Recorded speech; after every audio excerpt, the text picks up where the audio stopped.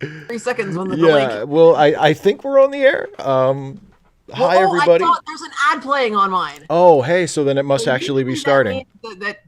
Oh, look, I see me. I see me again. Ah! Oh, oh, thank Okay, God. so we're so people okay, so people can actually see us. Hi. Sorry about that. Holy hecking heck. Oh my So goodness. I have no idea what the problem is. I suspect it It's the was fascists. They don't want us discussing anarchist literature. that's That's it. what it is. The That's got to fascists be it. That's got to have be it. attacked YouTube. Well, guess what? He's a better. I would totally take credit for this, but I have no credit. I can't. I mean, I could, but I would be lying, and I won't do that. It was Steve figured something out.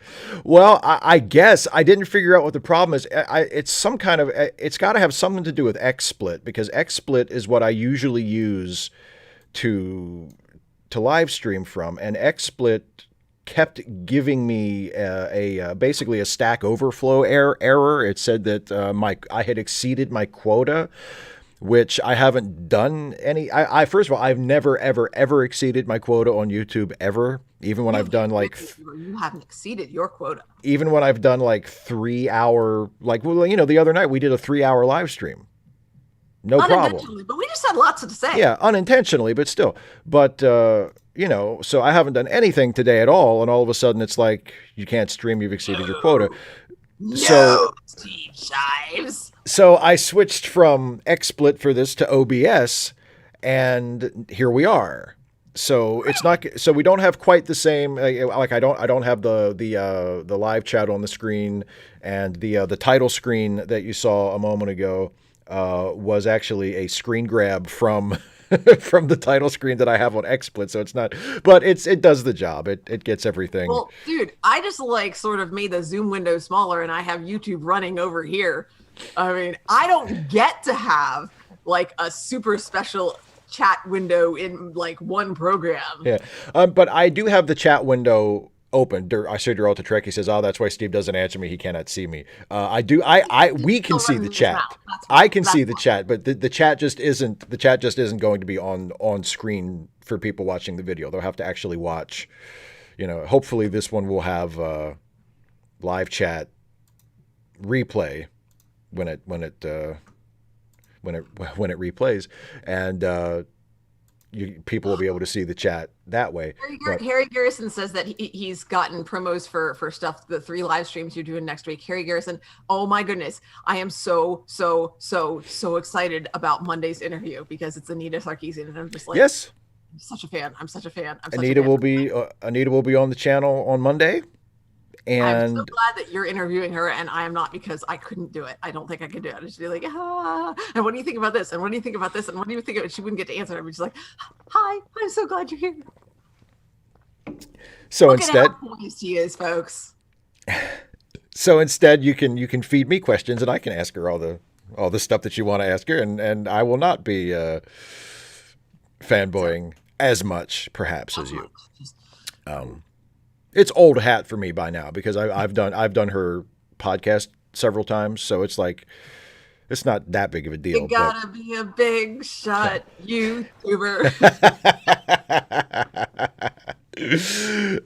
So anyway, like half an hour past when we were supposed to start. Yes, and it wasn't my fault. It wasn't your fault at all, and I don't think it was my fault either. I'm not sure what the hell was going on, but yeah. So here we are. Thank you everybody for your patience, and I'm going to apologize in advance for the swearing. Because there's going to be swearing on this because it's on the second page of the chapter. You've got wordy nerds. Uh-oh. I love it. Oh, Ursula, you nasty girl. So yeah, let's talk about the book, shall we? Which is the reason we're ostensibly here. Theoretically, the whole point of this show is either that or to look at your Catwoman figurine. Yeah, thanks to Alta Trekkie. Yeah, I got a Catwoman figure and Batman. Let's not give Batman the short shrift here. But Batman isn't wearing purple, and purple is the best color. Purple is a fine color. The best. The best. It's the best color. It just is. It's just the way it is. It's a very fine color. Best. It's a very fine color indeed. It's the best color. It's the Dana. Purple is, I I'm would say, really I've always said this, that purple is the best color. happy. I sure for our purposes right now, let's say I have. So yeah, we're going to talk about chapter 3. So, what were your thoughts on chapter 3? I liked it. I found I well there's we get a little teensy weensy glimpse into how the government on or not the government but the society, because there is Mm-hmm. no government, the society of Anarish operates, Yes. which was interesting to me. And also because this is after the flashback chapter in chapter 2. This is back to the present where Shevik is on Uras and sort of still acclimating himself to it and meeting some new people. And I really enjoyed it. He gets taken on a tour Yes, he of goes. all sorts of things. Yeah, we see. Yeah, well, first he has to stay in his room for 3 days Right.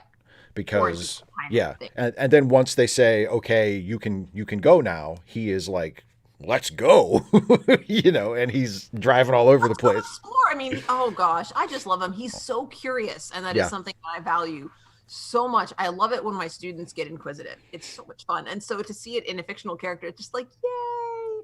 And he's a grown up too. I mean, sometimes I feel like just the pressures of, having to take care of yourself and look out for your family and things like that hmm can sort of diminish that. And it hasn't for him. And that's just like, I'm like, I just love him so much. I love him to bits.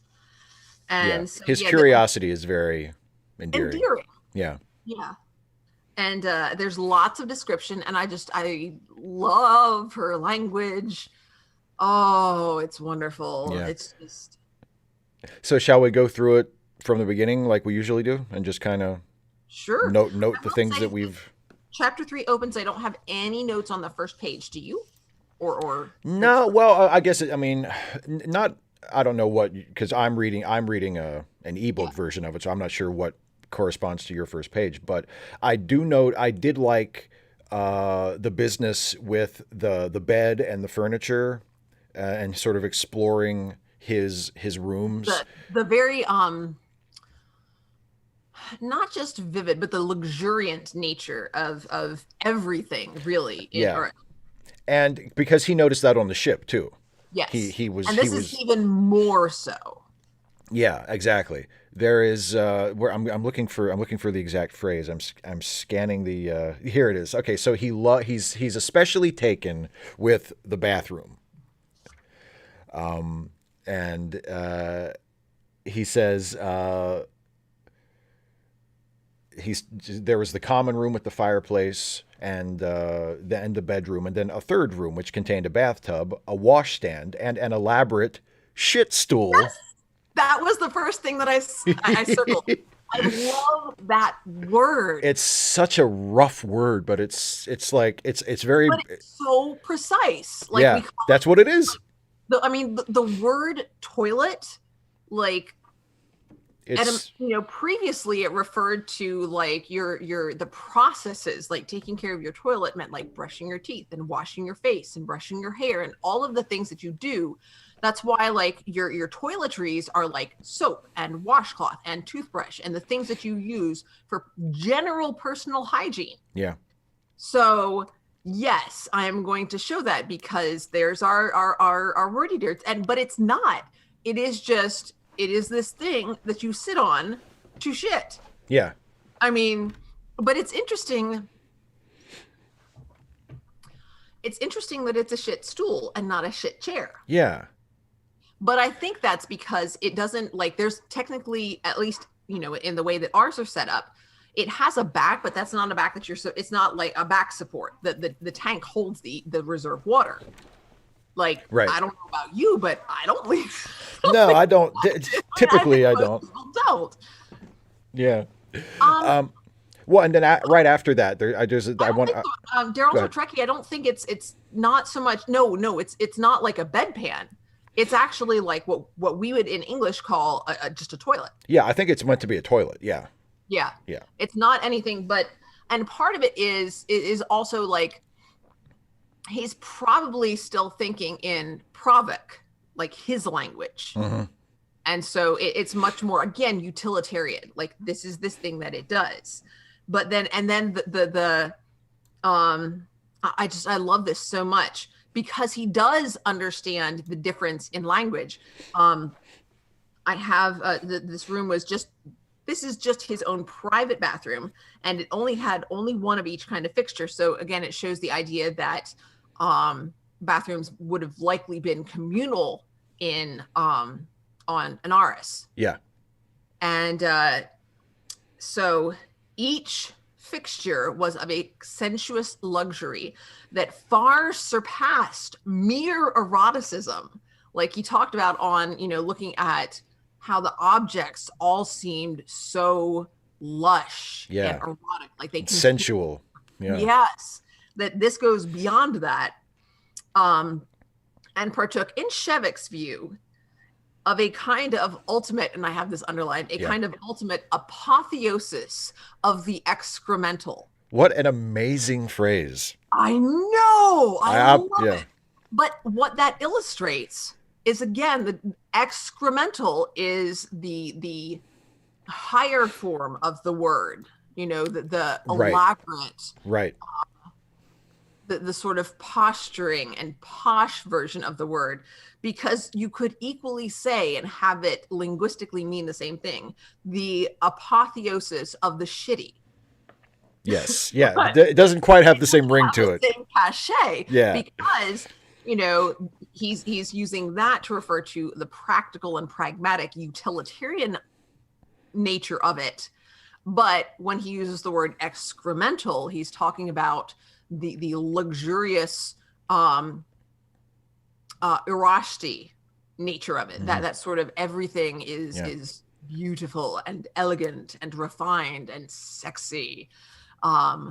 They got them sexy toilets on Urus. When he refers to it, he's referring to it. It is the same thing functionally as the shit stools that they have on Anaris. But here, and I don't think it would even be a stool. It would what's the higher level version of a stool? An excremental recliner. Something like that. An easy chair. Yes, a chair with which to take one's ease. Yeah, perfect. The chair of relief. The chair of relief. Oh yes, but yeah, that's awesome, dear Alter Trekkie. Oh my goodness, that's hilarious. Stool. Excremental stool. No. Down below that, stool. Stool. Yeah. Stool. I love that. I love it.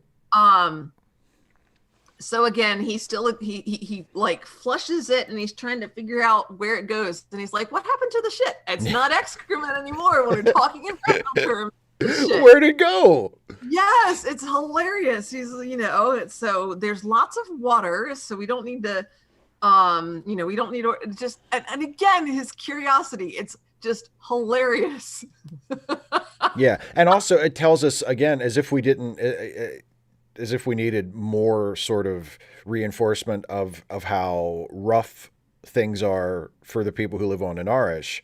He says during the course of his wondering about where does it go when you flush it, he says it's mentioned in the prose that there were seaside communities on Anarish that used such a system that filtered the excrement out of the water. But he says there were seaside communities, which to me suggests that other than in those seaside communities, people are just shitting in holes in the ground.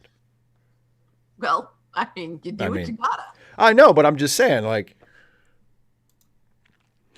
yeah, it's just really, it's really, yeah, it's so much fun. Yeah. He intended to ask about this, but never got around to it. There were many questions he never did ask on Urus. And it just, I feel you, man. It's like, you got to write that down. You got to write it down or I'm going to forget it.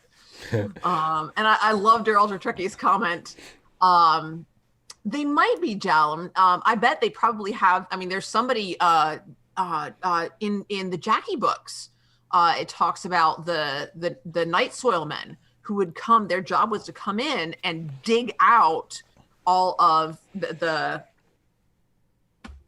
outhouses. Yeah. And I think that was in book 2. And then they would sell that as fertilizer. So, Makes that sense was to the me. job. Why let it go to waste? I mean, it's exactly. They ain't gonna waste nothing on an Aris. no, they can't. But ching, yeah, they're all lucky. Minor note here, just something that sort of caught my eye and pulled me out of it. Yeah. He looks out the window and he's like, "Oh wow, we're like way up here." And he says, he was unused to being in a building of more than one story, and she has an EY there, and I'm not used to that. Yeah, the spell. I noticed that too. It's an unusual for me as well. It's an unusual spelling of the word story. So, yeah. I just noted that it was odd. Yeah, and this is so right after this is when it's when the attendant comes into his room. No. I'm not there yet. There's something else. Okay. Yeah, just the description of the view. Oh yeah, he says it's the most beautiful view he'd ever seen. But and also I circled the word rectilinear. I wrote in the margin, ooh, such a fancy word. Like literally today. Sorry, any of my students who are watching this. I do like fancy words, but it has to be fancy words. Like, in a sense, she is showing off, but she's using show-offy words to illustrate how show-offy, how ostentatious Urish comes across to Shevek. That's the purpose for this. So she's using these fancy words deliberately and with purpose. Because in talking about what were they going to be writing, I'm just talking about research. Just if you're not, don't just use fancy words to use fancy words, because you sound like a jerk. That's not good. Just and like literally the next point on the rubric was, you're being graded on clarity. So make your point clearly. And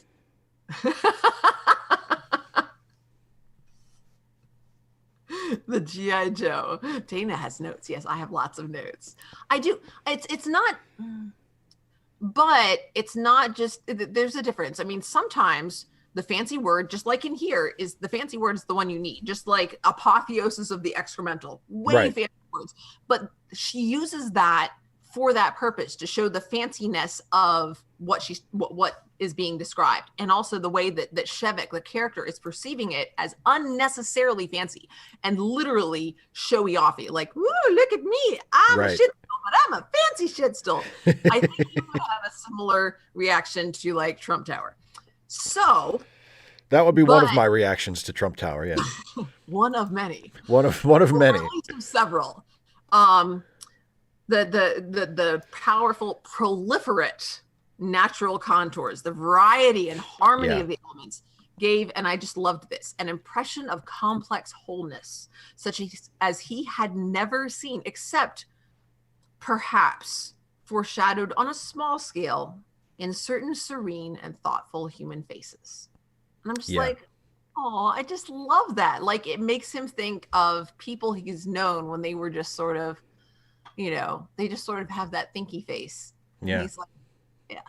Nice. Well, and it's something that comes up again and again in this chapter, especially once he gets outside and starts touring around the area where he is, which is he's really overcome by the beauty of the place. Yeah. I mean, like, and he even says in that right after that passage you just quoted from, it says that compared to this, every scene that Anarish could offer was meager, barren, arid, and inchoate. Like, it's even the most beautiful that his planet gets for him. And we've seen that he is devoted to his planet. Like, he has very strong feelings of love and loyalty for Anarish. But even for him, the most beautiful parts of his world that he has seen pale compared to the view out of his window. It's like, I didn't know it could be like that. I Yeah. didn't know nature. I didn't know there were these kinds of colors. I didn't know it could be like this. I mean, there's just no way to describe it. It is a completely novel experience for him.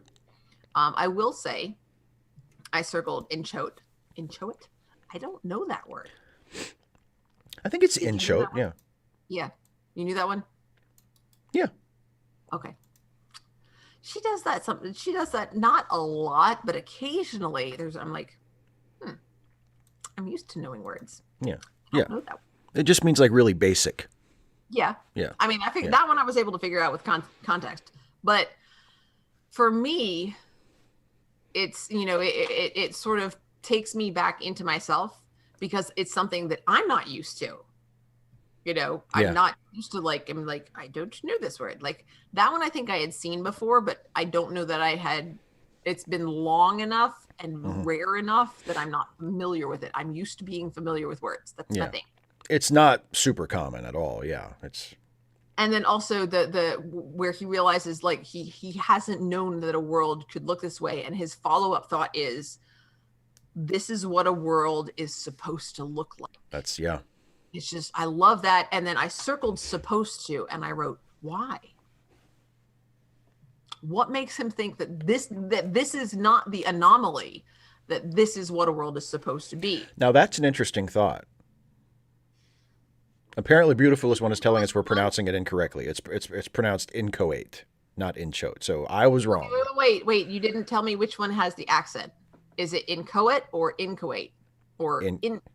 Yeah. I'm guessing in the middle. Inchoate. Inchoate or inchoate? Inchoate?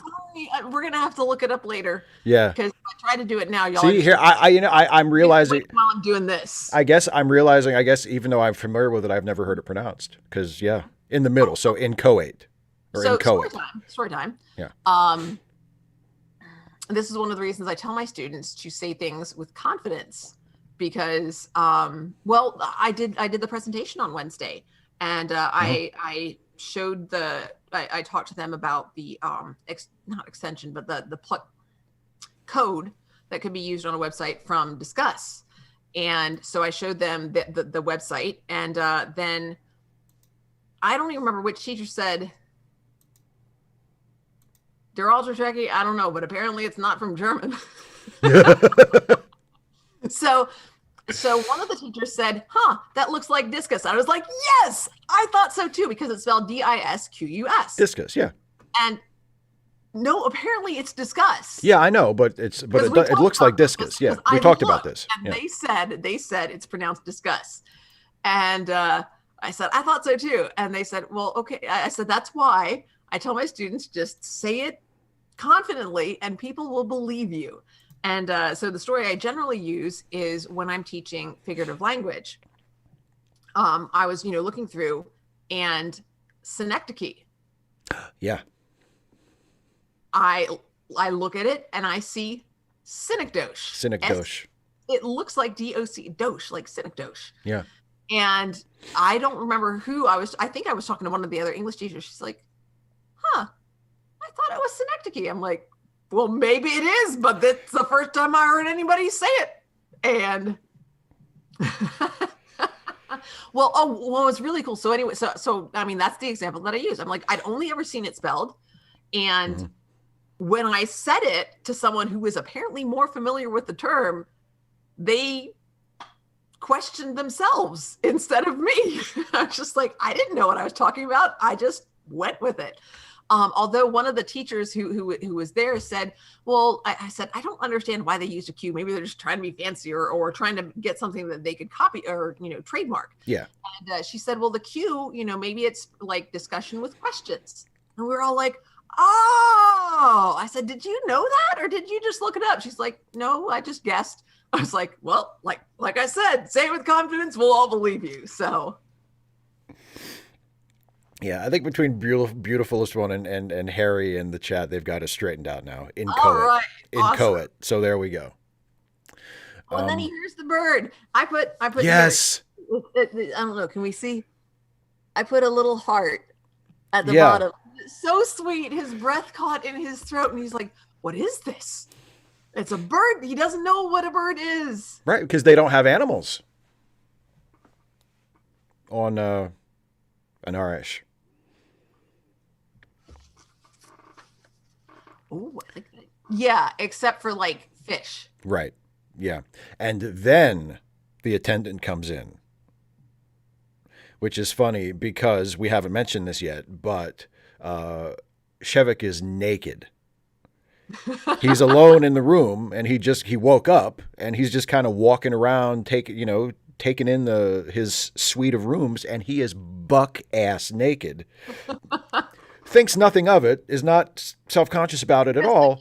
They don't have. Why would you need clothes to sleep in? That's what the blanket is for, to keep Yeah. you warm. Like And you have a blanket in your why?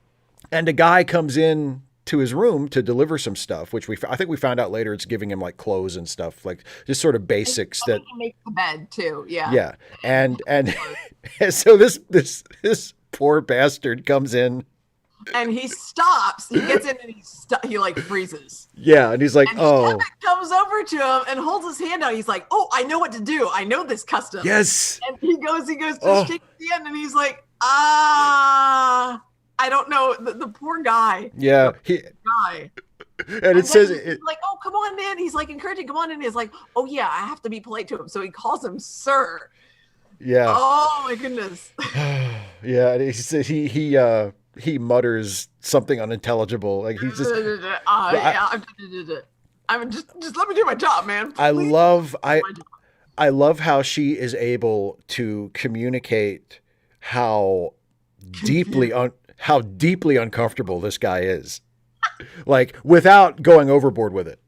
By just and not even really underlining the fact, like, can you believe this? He's naked, and in comes the guy, and it's like it's all. Of course he's not. Yeah, because we're in Shevik's perspective. It's completely normal to be naked. Yeah, when like you put on clothes to do stuff, to like again pragmatic to protect your body. Right. When you do stuff, so that you don't get scratched up or whatever.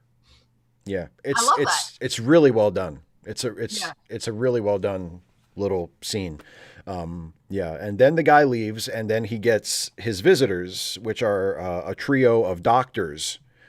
Dr. Chifoilisk, Dr. Oye, and Dr. Atro. Dr. Atro is an old man who actually they all know Shevik to varying degrees, but Dr. Atro is someone that Shevik has actually corresponded with for many, many, many years.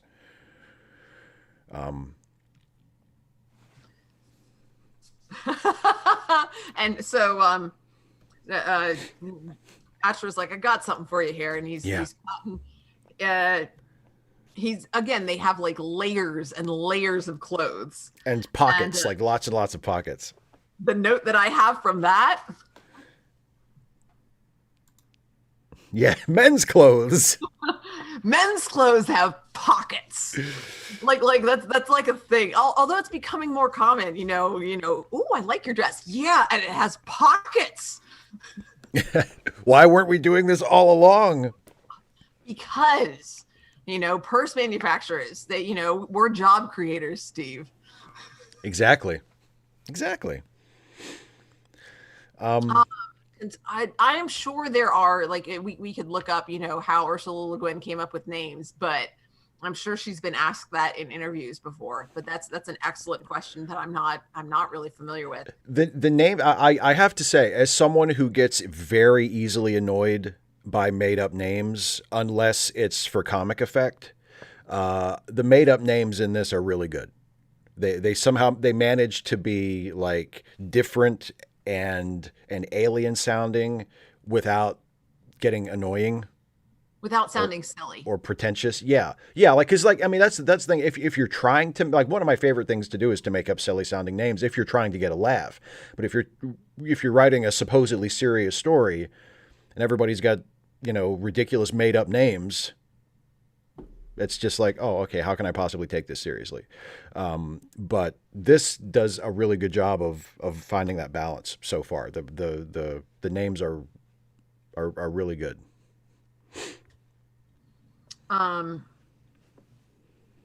Yeah, and the differences between them, like Pi is, short, and then you Yeah. also had Dr. Kamoy, and then Shafoilisk. Yeah. Loved Yeah. him. I love his name. Shafoilisk. I know that's a good one. Yeah. Are there?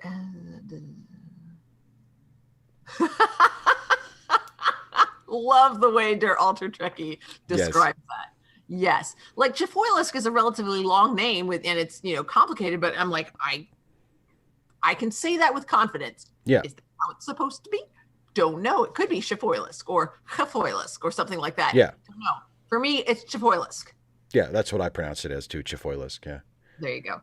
I loved how he's talking about when they ask him what he's working on, he says he's been reading Pi, and he corrects himself. Dr. Pi. Right. I circled that and I wrote, he's learning. Right. Because on his planet, they don't use titles like that. Yeah, it's just, this is your name, Yeah. know? And doctor is like a job, like a medical professional. Right. It's not like a term of esteem. It's like in Treasure Planet. I mean, I'm not a doctor. I mean, I am a doctor. I have a doctorate, but that's not the same thing. You can't do any useful. You can't help anybody. You just stand around and you're useless. God, such a great movie. Fun and brilliant.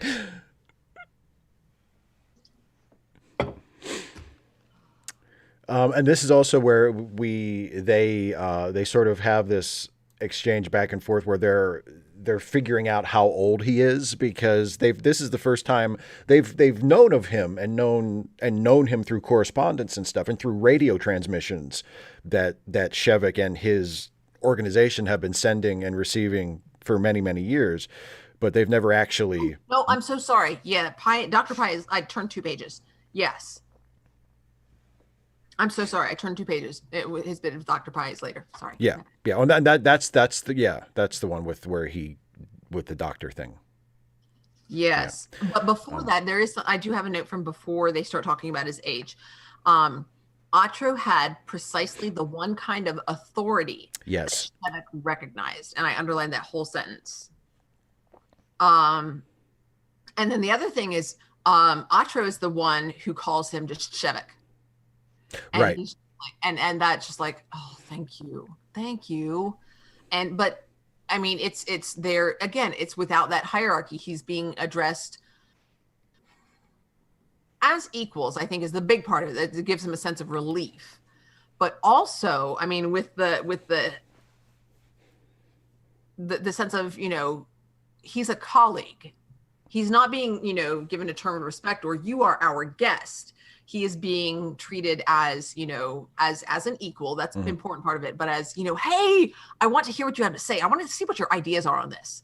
And that's just, I mean, I'm sure that you have similar discussions with like other YouTubers about, what you're doing with your channel and how you make the decisions that you do, because there are some conversations that I will have even with other teachers who aren't English teachers, just about, things like, classroom management and different classroom sizes and how you organize things and different sure. group sizes. And you just go and like, you connect with people.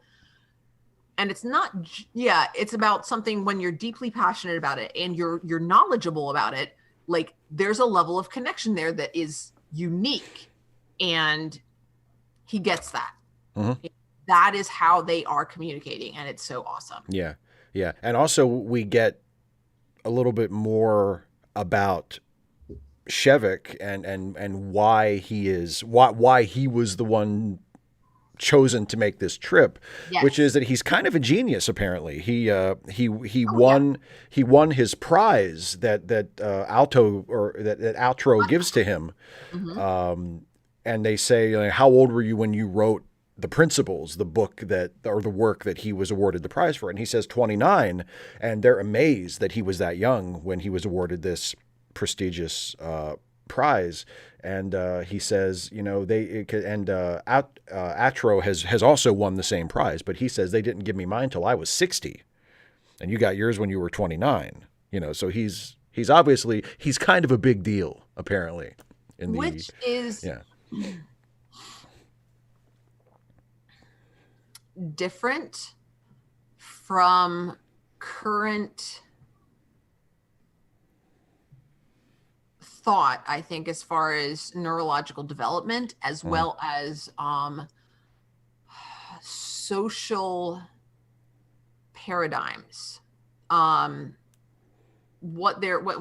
people look back at, especially in terms of mathematics, at mathematical developments, mathematicians' most groundbreaking work tends to happen in their 20s and 30s. And we don't completely know why. Current thought seems to be that, after that, you sort of get set in your ways mentally. But I tend to think that it's at least as much about having more to lose once you're established in your career, and especially like once you start having kids and you have to have somebody to look out for. If you publish something that is, ends up being ridiculous, you have more to lose. Right. So there's also less of a willingness to take risks as you get older, and you built something for yourself that you risk losing. Yeah. So, and that's interesting because I think there were like the millennium mathematical problems, and I think at this point, all of them have been solved.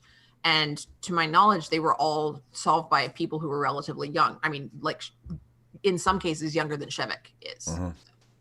And of course, we don't know how long their years are either. So there's also that. Yeah, that's true. That's true. We were sort of assuming they're not humans.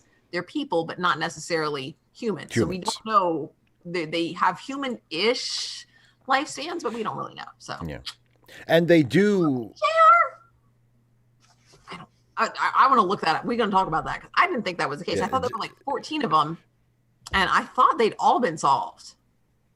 JR is contending that only one has been solved. Only one has been solved. I don't know about that. I don't know. And I swear, wasn't Fermat's last theorem solved, or proven one way or another? I can't remember.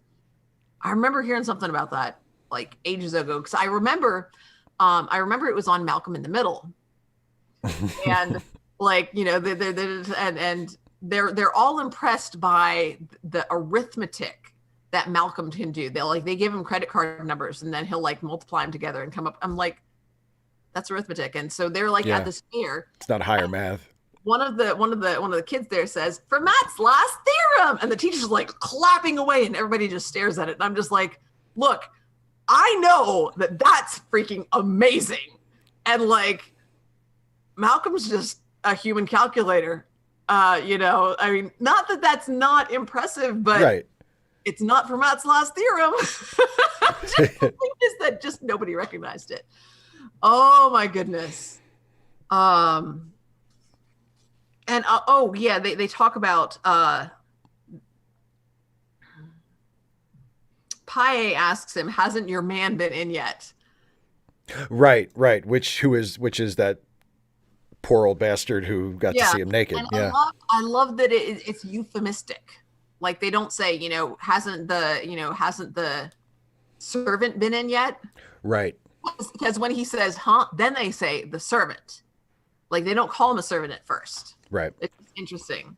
But also, the use of the possessive pronoun, your man. Your man.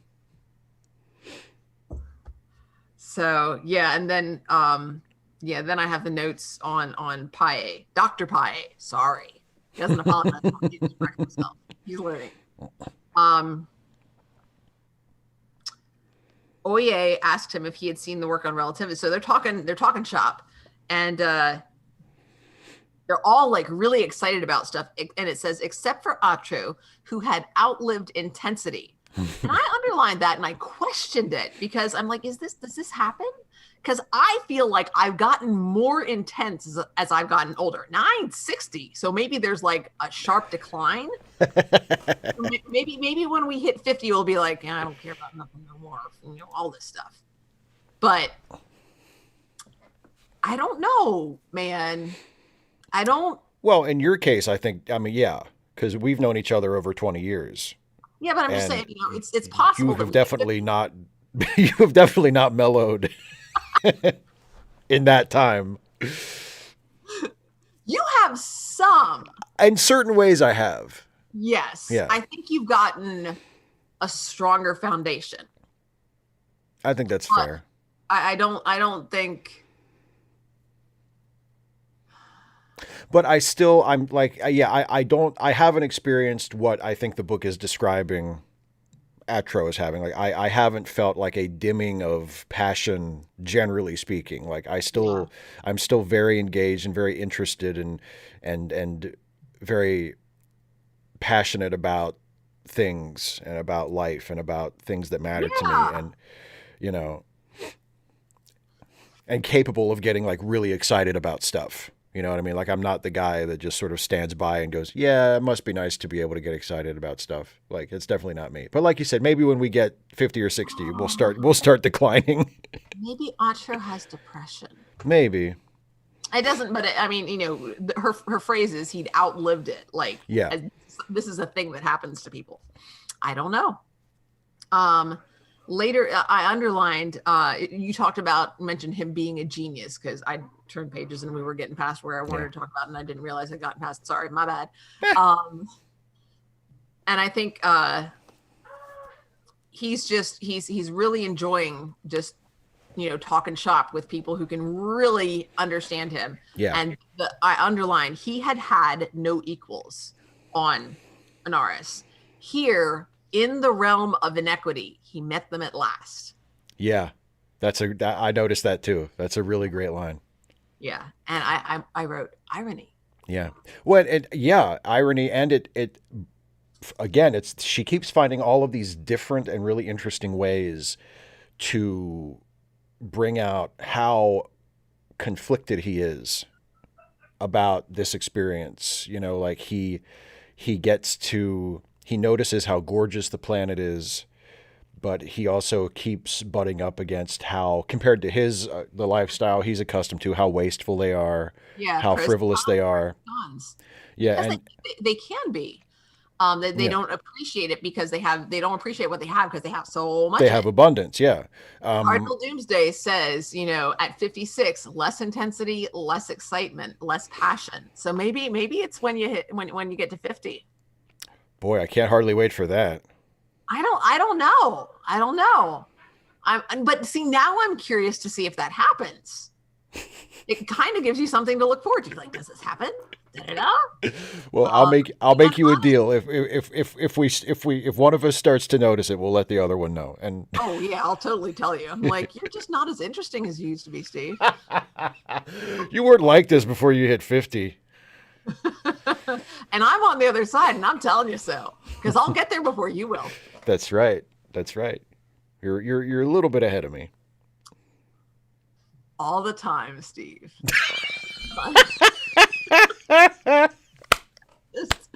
It's so Walked right into that one, didn't I? I just walked. Just you opened the door and said, "Please come in," and I was like, "Okay." Oh my goodness! just stepped on a rake. Just Nice image. bam. Oh. Oh, Harry, I'm so sorry. I'm so sorry. Let me tell you, when I was on chemo, I went through menopause. And so like after I got through all of it, they put me on one sort of medication. They said, since you're postmenopausal, this is what we'll have you on. If you'd gotten your period back, we would have you on this other one. And then like a year later, it came back. So now probably within the next five-ish years, I don't know, maybe 10, I get to go through menopause a second time. Yay! Bonus menopause. It's like well, it was certainly interesting. It really wasn't all that bad. Not having a period, that was great. That was awesome. The hot flashes were a little annoying, but mostly just interesting. They didn't really bother me. I would wake up in the morning. It didn't wake me up at night. I don't remember. I don't remember it waking me up at night, but I would wake up in the morning and I'd be like covered in sweat. I'd be like, well, guess I better shower. But other than that, not a big deal. So not a big deal. Over. I mean, in the, I'd never buy that for $1. Well, no, I wouldn't pay for something I don't want, but I'd buy that for $1. If anybody wants to give me $1, I'll take it. And, And you would trade the second menopause for it, for certainly. Oh, hell yeah. Ooh. You want it? Take it. I don't know, because after that, then you don't have to have a period anymore. And that's just really an inconvenience. Oh, that's right. You want to go. Yeah, you want the product of it. Yeah. Jump past menopause. Jump past it. It says, I know what to expect. Well, hopefully, because it might be different. I don't know yet. I'm not there yet. Could be different. Again, something to look forward to. Will it be the same the second time around? Will it be different? I don't know yet. So yeah, then they talk about scientists and yes. So I met women, but they weren't scientists. Who were they? And they're like, oh, they were our wives. Wives. And well, where are the other women? They're like, oh, we know what you're looking for. He's like, no. Just tell us who your type is, and we'll get you a woman you like. And he's like, no. He's like, no. Do you mean all the scientists are men? And they're like, and then they don't understand him. Like what are you talking about? Understand him, and he's like, no, I'm talking about scientists. They're like, what do you mean? I thought you said women. It's wait. Yeah, they go back and forth. Like, huh?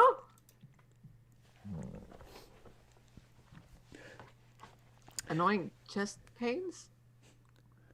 Well, I'm glad you went to the doctor for annoying chest pains, Ultra Trekkie, but I'm a little worried there. Just I'm glad you're fine. I'm glad you're fine.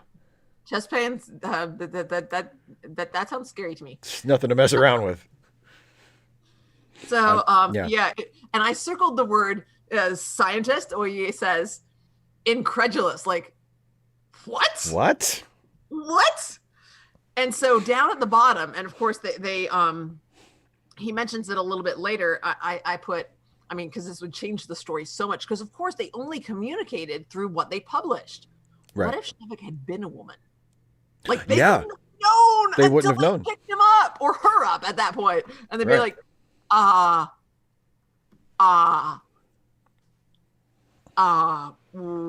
okay. Yeah, yes, Ultra Trekkie. Yeah, I just manage it, pay attention to your body, know what's normal for you, and talk to your doctor on a regular basis, please. We love you. Be good. That's my the little bit of momming I get to do. And then OEA turns it around and says, "You Odonians let women study science," and Shevik's like, "Well, why wouldn't we?" Yeah. Well, he says they are in the sciences, yes, because even that concept of you let them, it's like it's not up to us. Anybody to do anything. This is it's Anaris. You don't permit somebody to do something. They just do it. They just do it. If they don't want to, they don't do it. Oh my goodness. And then they do the thing where they try to sort of meet him halfway without completely letting go of their sexism, because Paye says like, "Oh, yeah, exactly that bit. Yeah, well, they're better at certain things than men. They're repetitive tasks, less easily bored." I'm just like, oh man, like I get head up just reading. I'm just like, oh.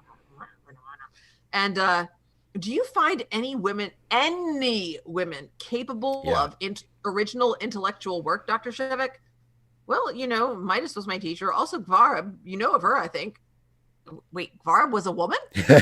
That's such a great moment. And then he doesn't say this, but I'm like, still is. I ain't been there in a couple of days, but last I checked.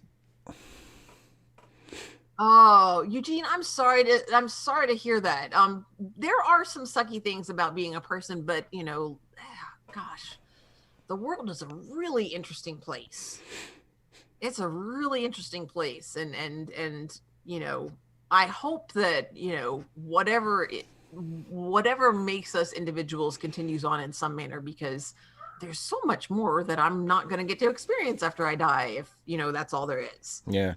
So and then they're just like, I don't know about it, and Oye just is like, well, you can't tell from your names are weird, and I'm like, which of course is hilarious, because to the reader, all of their names are weird.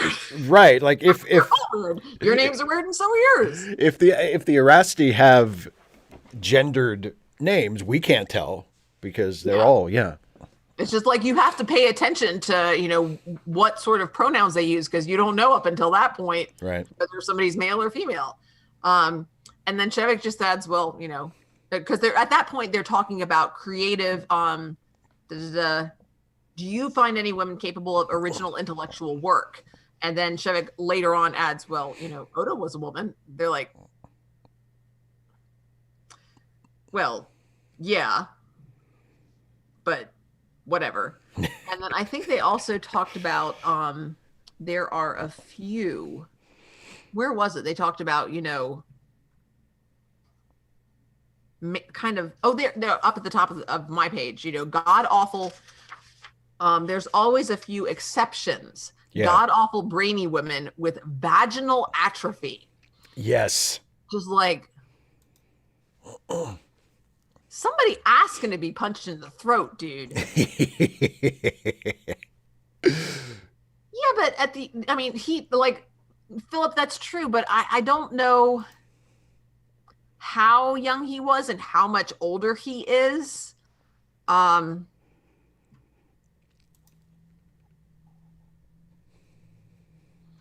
I figured, at the end of her career was more the way I got it. And I just, it's been a while since I first read this, so you might be right that Kavarb is gone. Yeah, and just, oh gosh. That you can't be feminine and be smart. Yeah. I realize I've already cussed in this, but it was because it was in the book. So I'm really dialing it back here because, and I'm going to say this, because I know I have somebody special watching, and I just want to say hi to you. I'm not going to say anything more than that. And I hope you're still here, and I hope you're having fun watching. So, hi. Yeah, I know. No. Here, Daryl Trekkie, she's pointing out how the Honoresti Society is heavily gendered and bigoted about it. Let's be real. And just the perspective that Shevik has, and he keeps his mouth shut. Yeah, yes, he does. He had touched in these men an impersonal animosity that went very deep. Like, they're seriously bigoted. Yeah. Apparently, they, like the tables on the ship, contained a woman, a suppressed, silenced, bestialized woman, a fury in a cage. Like, they have limited themselves, like any sort of, oh, you can't show emotion. You can't, go away, whiner. I'm talking to the people on the computer. He wants all the attention. How much longer is this going to take? And he wants to, he wants to engage them, but he had no right to tease them. They knew no relation but possession. They were possessed. As in, when you hold on to something so tightly, it controls you. They're and Paye is conciliatory, but he is his line is the one I underlined, and it ticked me off so much when he says, a beautiful, virtuous woman is an inspiration to us, the most precious thing on earth. And then I added in the margin, and thus must be locked away and guarded. And I'm just that, first of all, that ridiculous and arbitrary dichotomizing of the entire gender is not just nonsense, but harmful nonsense, and gets under my skin. Pedro, thanks so much for hanging around with us for a little bit, and yes, do your writing. Tell us how it went. Oh, yeah, well, man. it sounds what Paye says there. It reminded me of how like conservative religious groups try to justify their sexism by saying, no, we don't hate women, we love women, we honor them, we put them up on a pedestal and expect them to behave in very specific prescribed ways. Exactly. But they say they try to pitch it to you as, oh, no, women are very well treated. And it's like, yeah, but you tell them what to do. I mean, maybe as long as they stay within the lines you draw for them, you treat them quote unquote well, but like their options are severely limited from the outside, and that's not cool. You So, know. Abdi, what we're doing is we're discussing a book by Ursula Le Guin called The Dispossessed. And so right now we're on chapter 3. Why do you follow the channel? I don't know. That's up to you. One of the things that we learn about in this book is that it's important for each person to make their own decisions. So Indeed. you have made some decisions that you stand by. And so we're going to continue. And so he, and at that, when did I subscribe to this channel? Couldn't tell Abdi, you. you're going to have to work that out on your own time, my friend. That's not, we're there's an unsubscribe button on the page if you want to take care of that right now, okay? So anyway, he's like, while I must stay inside, will you give me books? And sure, they'll bring him books. And he says, I loved this because this is something that I try to remember to do, a word I try to remember to use. He asks for books for while he's being quarantined. Right. And he says that since the settlement of Anaris is a century and a half since the last ship brought the last settlers, ignorance. Yeah. We ignore you, you ignore us. So like, as a teacher, I try to avoid using words like, first of all, like the R word, I just flat out won't say, but even words like idiot or moron or even stupid, I try to avoid because I find them ineffective. Mm-hmm. Instead, I will use unskilled or ignorant. Ignorant is from me a big insult because it means you had the opportunity to learn something and you ignored it. Or I gave you directions and you ignored them. So ignorant from me is a judgment. Yeah. So yeah, but she's playing with that word in kind of the same way that I do, but there's not that same sense of grr in it. You know, it's sort of not exactly Cold War, but that sort of tension of, okay, you stay there and just we'll leave you alone and you leave us alone and we'll be okay. And that sort of tension that we felt during the Cold War, that you know, those commies, you know, the Russians, got to watch out for those Russians. Right. And they were doing the same thing. So I've been talking a lot. You get to no, please. If you have more, go ahead. I mean, because I have so much. Yeah, there's Kitty in the background. He wants to be the center of attention. I guess he's learned that from me. Like Kitty, like Mama. Well, there's 11 chapters, Abdi, so you're welcome to hang around. It's going to be every other Friday. So a little bit later on, Shevek returned to sit on the marble seat by the hearth, which he already felt as his seat. Yeah. So he's starting to feel possessive, which is interesting. You know, he wanted a territory, and I'm possessive. That there is sort of a safety and security in knowing how you fit in, knowing literally where you belong. So I think that's just really neat. And then down a little bit later, he says, "I come as a syndic of the syndicate of the initiative, or as a syndicate of initiative." And right. I know what a syndicate is, but I don't think I've ever seen I've never seen syndic used just as its own word. I had never seen it either. So I just, interesting use, but it makes perfect sense to like break the word down in that way. I was like, a member of a syndicate is a syndic. Yeah. Right. Yeah. So that was just really, I love the effectiveness that in which she uses, and, you know, is very creative with her use of language. Just love it. Yeah. Well, and this is the point where we start to get a little bit of information about how society works on Anaris, because he tells them, I'm not a representative of anybody other than myself. Like, I'm not an ambassador even though I'm a member of the syndicate of initiative. I am not here to represent them or to represent any institution. I'm here just as myself. And they tell him like, oh no, we know, like, you're here as a guest of the university. We don't look to you to speak for anyone other than yourself. And he's like, yeah, good. But again, all of this comes through perspective. Yeah. Like, they say that, but he's the only one of his group that they know. And I know that, I mean, we have talked about that being an important reason for, diversity and representation. Yeah, because you are on your channel a lot. Yeah.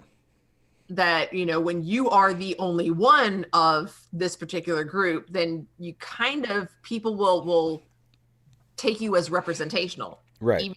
Even as they acknowledge that they understand that you are not your group's representative. Right, you exactly. Are not designated. It's almost impossible to avoid treating you as a de facto representative. Yeah. Even if you aren't officially there to quote unquote represent any particular group. Yeah. Yeah. And then when he explains things, he says they have no authority. The production, and like, there is an organization, but it's not a government. They say, well, you can't, your syndicate, isn't that like your government? And he's like, well, no. They didn't send me. I just came.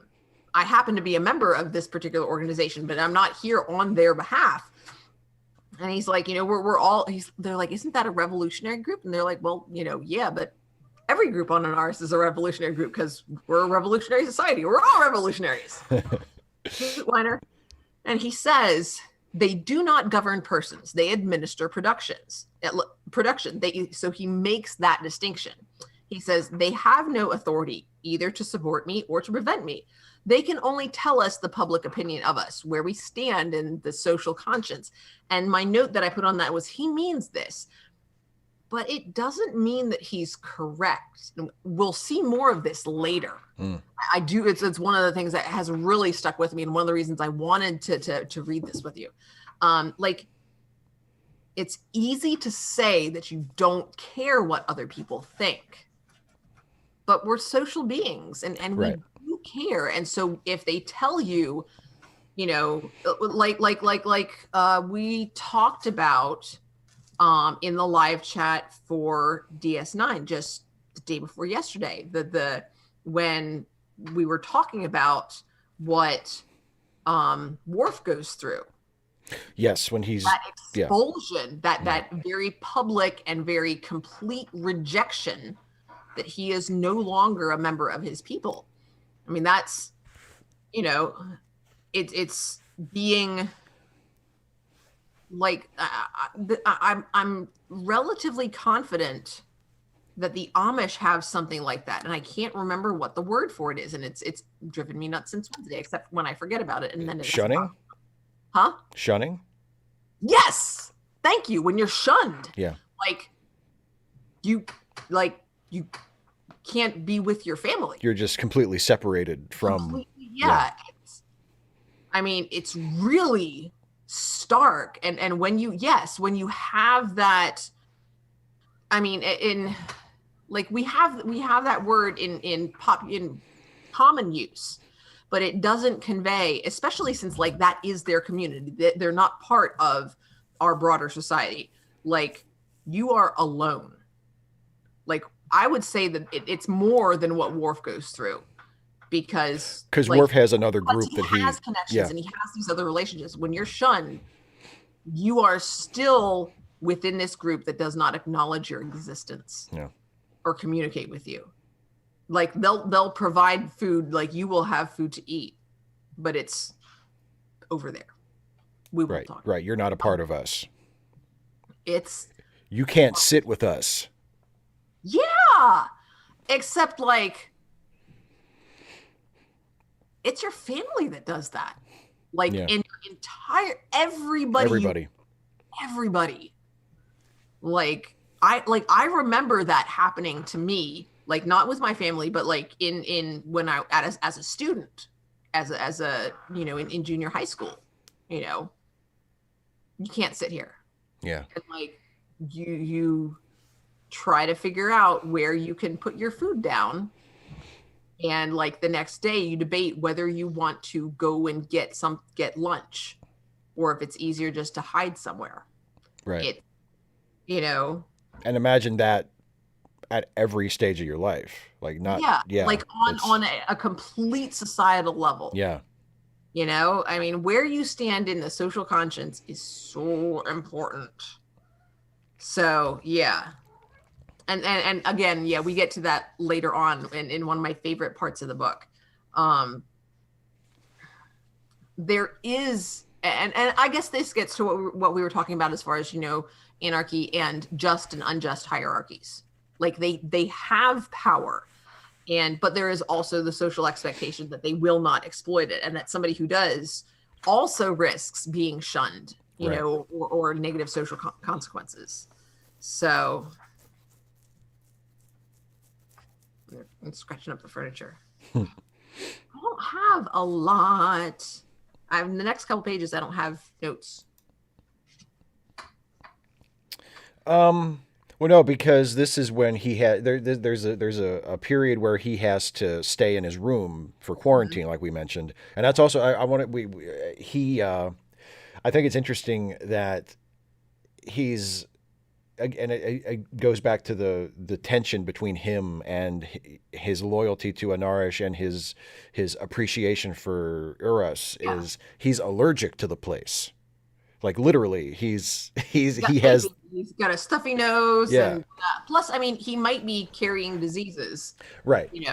Right. Yeah. So he, while he is sort of acclimating, yeah, they keep him in his room for 3 days, and Atro brings him newspapers, and he kind of learns a little bit about the culture and the society, and he learns about the different countries and the different regions, and through the newspapers, there's a little bit about how one of the newspapers is printed on really rough newsprint and is kind of sensational, and then another one is a little classier and a little more sort of erudite, and we learn a little bit about how things are on Uras, and he reads a newspaper story about himself landing on Uras where they quote him saying something that he never said. Like nobody interviewed him, nobody talked to him, but he's quoted. He didn't say anything.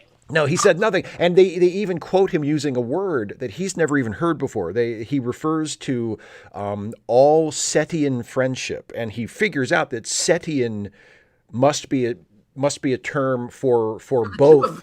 Yeah, for both the people of Anar. Yeah, right. It's like a collective way of describing them, because their star is apparently called Seti. And so people from outside their solar system just call all of them Setians. And he's like, oh, okay. But they quote him using that word, and he's never even heard that word before. And he's I loved it was full of exclamation points and pictures. Yes. But yes, tabloids, very much like Bat Boy. He's Bat Boy, okay? Yes, exactly. It's the Weekly World News. But of course, where that paper comes from. Because he says, the Terrans call us Setians. So that's our newspaper. That's us. It's us. That's us. Yay, Earth. The Weekly World News. or hilarious, possibly just as hilariously in a different way, the Weekly World News is what like other planets subscribe to. Yeah, that's the part of our culture that they're like, yeah, that's what we want. That's what we want. Let's be honest, who wouldn't? It's entertaining. Who wouldn't want to read about what's going on with Bat Boy? Come on. But and they talk about they misspell the title, his book, his great work. Like it won awards. It's this thing, principles of simultaneity or principles of simultaneity. Like, yeah, you get it. It's, you know what I'm talking about. Math thing. The math book that he wrote. You know, the thing that he got the award for. You know. Hey guys. Oh my goodness. Oh man.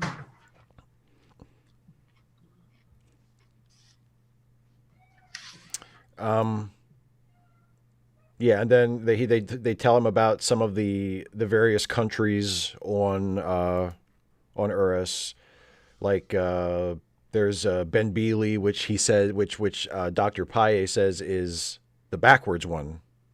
That's like the backwards country. And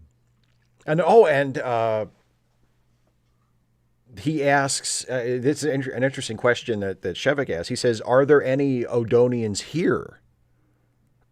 Because of course the Odonians are what the people of Anarish call themselves after Odo, and Shevik says, like Yeah. Are there any groups here, not just on Anarish, but in Io? oh yeah, are there Odonians here? And he says, "I've never heard of that. I don't think so." But then Le Guin follows it up with some exposition, and it says the wall. Shevik knew the wall by now when he came up against it. The wall was this young man's charm, courtesy, indifference. He's like, he says, not that I ever heard of, but Shevik's like, yeah, but did you ask? But he's not going to say anything because he's like, oh, you're being polite. That means you're politely telling me back off. Don't ask about this. Yeah. Yes. Yeah. No, don't go there. Or this is an uncomfortable subject.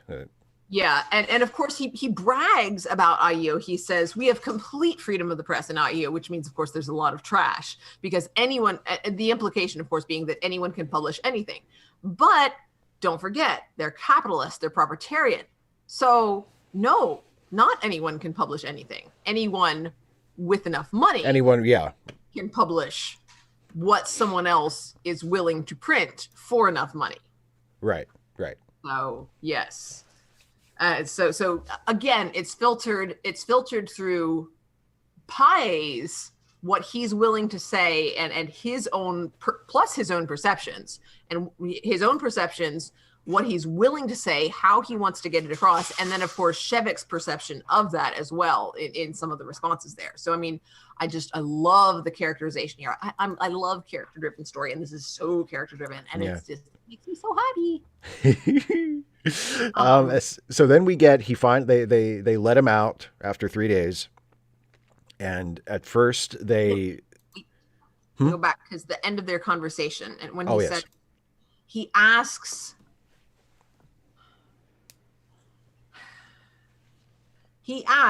not exactly, he makes a request without asking a question. He says, listen, I'm not a doctor, we do not use titles, I am called Shevik. And Paye because he doesn't ask, Paye doesn't have to obey or refuse to obey. He says, he apologizes. It just seems disrespectful. He is uncomfortable with the idea, which is interesting. He says, I'm sorry, sir. In our terms, you see, it doesn't seem right. Mm-hmm. And I would love to hear different performances of Shevik's next line, which is, can you not recognize me as an equal? Because it is both curiosity, but also a plea. Like, I want this. And Paye is just like, well, but you're so important. And Shevik's just like, yeah, that ain't gonna happen. So he just sort of dials it back some, and he says, you don't have to change your habits for me. He says, it does not matter. That is a lie.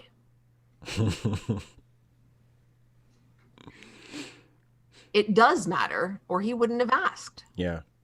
Right, exactly. He it seems important to him to get Paye to not refer to him as a doctor. But at the same time, he is so forthright and he is so honest. Like, it doesn't, like, he's not intending to deceive him. And so I still like, I haven't figured that out, that line. It's more of, I'm not going to let it bother me. I am accepting this. But it's not act like he's not being intentionally deceptive. Like, it doesn't feel like an actual, Oh, no. But it is an untruth. It does matter to him. It's just, well, it's, you know what? It is what it is. My lines for 2020, he's like, it is what it is. Yep. I just have to accept it. And move past it, because it doesn't seem like he's going to change it. We're not going to make any forward progress for either of us on this one. We're going Right. to, there's no sense in just continuing to bust heads. So, Right. yeah, okay, so now I'm ready to move on to the exploration. Yay! I thought it was interesting that they start out by saying that the first place they take him to show him around is the university, which is where he's been. That's the pretense that he has been brought to Eurus under, is that he's like a sort of a visiting dignitary or visiting professor at the university. That's his purpose for being there. And he says that the university was a lot like a community where he's from. Because it has, except for the fact that there were no women. Other than that. And it was incredibly luxurious. Yeah. Yeah. And it was hierarchical, but he says like the dormitories, the theaters, the meeting rooms, like that's how his communities it's communally organized. Yeah. Mm-hmm. It's designed to bring people together, to facilitate people gathering and talking and meeting with one another. And that is very much at the heart of society on Anarish. And so he says it felt like a community. Theaters. Yes. Theaters are where you listen and you watch. They are hierarchical in nature. You are receiving something. It's not participatory. Right. But you could say that it's voluntarily so. I mean, the audience is choosing to pay attention to the performers or to the speaker or whatever the show is. It's a university, and I can't help wondering if he sees it as a theater when it's a lecture hall. That's true. Yeah, it could. Yeah, it could be just. Yeah, it could be an auditorium. Mm-hmm. Yeah. Which, I mean, in the largest class that I had in college was met like literally in the theater, because there were that many students enrolled, and it would be like, you would have one of the professors and they'd put everything, their notes would be up on the, big screen. Yeah. And they just they would have a little podium and a mic and they'd go over the notes. And then, you would either pay attention or not. And then, you had a multiple choice exam every so often. Bye, dear Ultra Trekkie. Bye, dear Ultra Trekkie. Thank you so much for coming.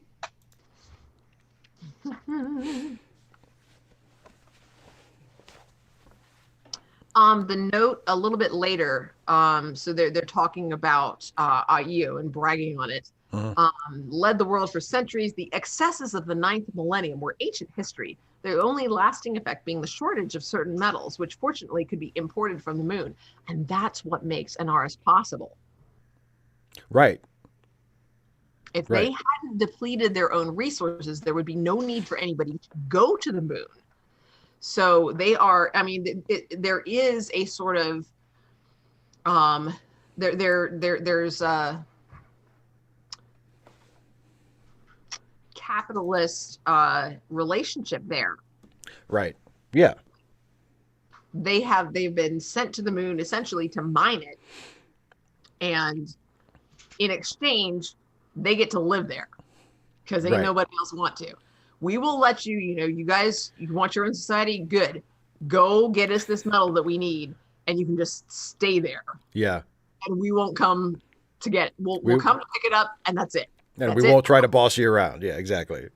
Yeah. So, and we'll trade with you. We'll get you, we'll bring you natural resources that you lack, and, but we won't govern you. So don't screw it up because we need that metal. That's kind how it's, and none of that's stated, none of that's in the text, but I was just like, It's yeah, oh, you have that's to infer it. it wasn't like they got a free ride to the moon. There was something that the societies on that planet decided that they wanted enough to fund that expedition. Yeah, yeah. There's a line as they are driving him around the country, and they're giving him a tour of the farmlands and sort of the mountains, and he's going through all of these different little towns and villages, and the line is the beauty of the land and the well-being of its people remained a perpetual marvel to him. He's not just impressed by the natural beauty of the place or by the opulence of the buildings and the culture and things like that, but he's struck by how well the people seem to be doing. Seem to be, because he's just sort of looking, from out a car window, essentially, or just meeting people. Also looking at what they show him. That's true, yeah. But there is that note there.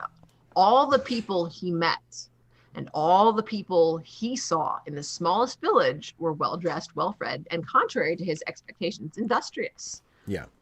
And you do get the impression, or there's at least, and maybe, I've never read the book, so maybe this is explored later on. But yeah, he's going where his tour guides are taking him. So right, and that's how it's starting out. But he's sort of starting to, obviously he knows this is not the entire planet. Right. So he's starting with what they're showing him. But as we've seen, he's a curious individual. Indeed. So I don't think I'm, giving any spoilers away to say that it ain't going to end there. Right. And you sort of assume that there's some kind of underbelly to this society. Like everything we've heard about it, everything we've heard about it so far is how great it is. I mean, even Shevik has been talking about how he's just so impressed by everything. So you assume that another shoe is going to drop at some point. But he mentions how it's, again, just from what he has seen so far, that he's amazed at how the workers all seem motivated. And, they don't seem lethargic or reluctant to do their work. Like he would have assumed at least some of them would be. External motivation. Yeah. If they're externally motivated, wouldn't they be dragging their feet or something? So.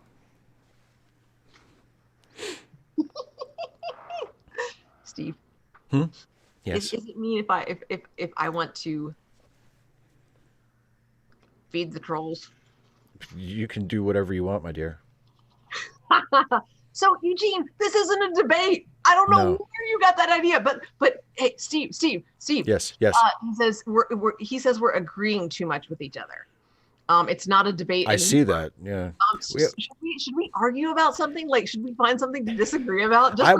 I guess. But it's not a debate. It was never pitched as a debate.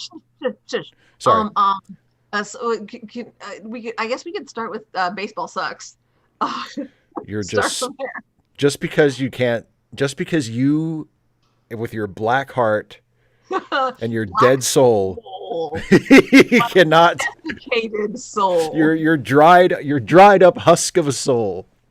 The sucking wound in your chest where your heart should be cannot recognize the poetry. There's no sucking wound because there's no blood there. It's all dust. It is I am Anaris, okay? Dead moon. Yes. And no, baseball sucks and it's boring. Okay, the only thing that's worse than baseball is golf, because golf is exploitative. It uses up resources that could actually be productive, and it's wasteful and bad. I agree with you about golf. I just think it's so weird the way you mispronounce the word football. You say it like you're saying baseball, but you must be talking about football if you're talking about Football the is most so interesting and you're dynamic. talking about the most boring sport in the world. Different things that it's like a strategy game. And let me tell you, there's nothing as delicious as sacking the quarterback when he's still holding the damn ball. Ooh, just you are just infused with power. It's Yeah, amazing. especially if you give him a traumatic brain injury while you do it. Nah. I'm not strong enough to do that. Well, I didn't mean you specifically. I wasn't thinking that I you would say specifically. personally were going to sack the quarterback. No, what? You're talking about playing football. Yeah. Yes, yes. And now that I will say, getting tackled after you make a good catch, especially when the guys are good looking, pretty nice. Spot. Okay, let me revise. I was speaking about Less wrong, how dare you? How like dare this, you? Steve. You're wrong. I see that hurts. I don't like that. I like the other one better. I like the other one a lot better. I was speaking about I was talking about as a spectator. Because I will admit No. Okay, go ahead. Go ahead. I Finish. will Finish. I will admit playing football can be fun.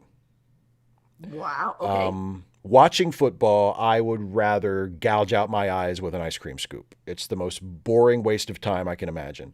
And I just and like the professional football, NFL football, I detest. I think it's one of the worst parts of our culture. I think it's absolutely awful, and it's It's really interesting that you single out professional football specifically, because I mean, well, it's and all college football too. The same thing. I mean, it's the same game, and they have a lot of the same. It's just it's awful. It's brutal and it's boring and boorish and it's just violent.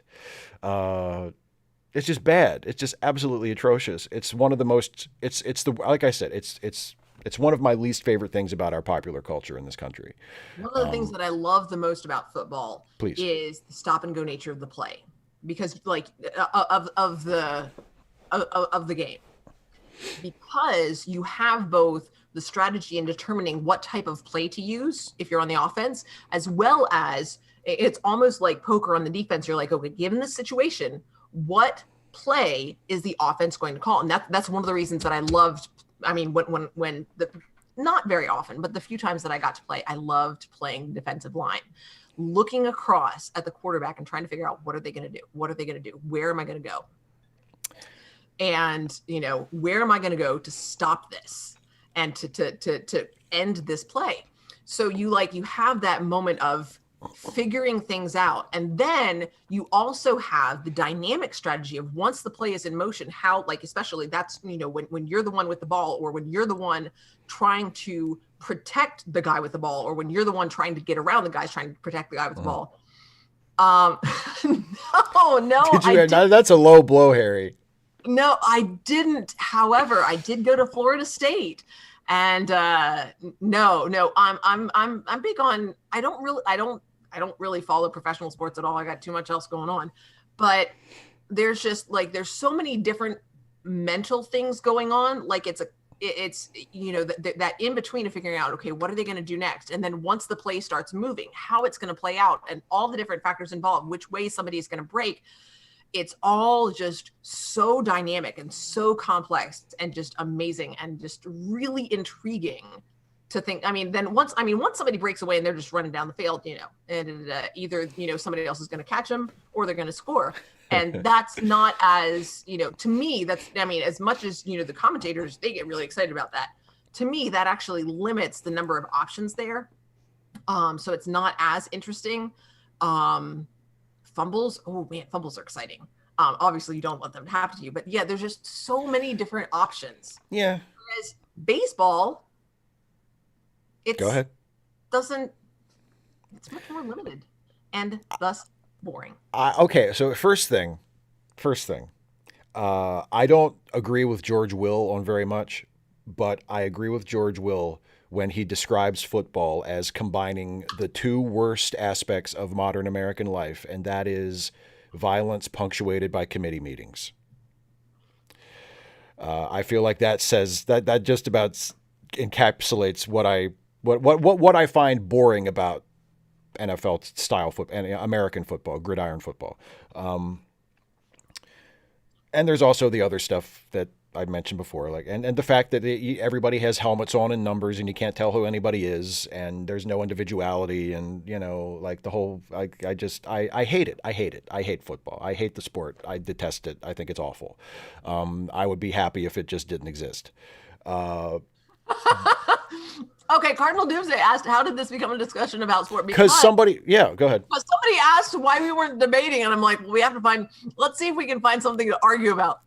And I know that Steve has enjoyed baseball in the past. Like it was like, I don't know if you're as crazy about baseball now as you used to be, but let me tell you, I've always felt like baseball is so boring, so boring. It's just boring. And like sometimes they hit the ball and then they run and yay. Let me try to explain and let me try to explain to you what is exciting about baseball to those of us who enjoy it.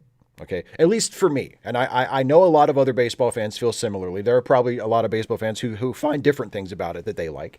But Eugene, for me, I'm right there with you. Cricket at least is intriguing because like it's more condensed. It's more condensed. So I'm sorry, Steve. No, it's fine. It's fine. Well, Eugene is the one who wanted us to fight anyway, so yeah, yeah. Like I don't really.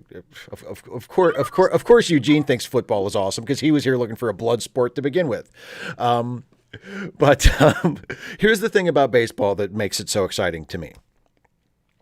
When the pitcher lets the ball go and has delivered the pitch toward home plate, and the batter is there with the bat ready, there is a split second where anything can happen, where you have no idea what is going to happen next. You have it's he's going to swing, he's going to hit the ball is going to go someplace, or he's going to not swing. But it's not like anything can happen, but there is a moment of stillness and uncertainty.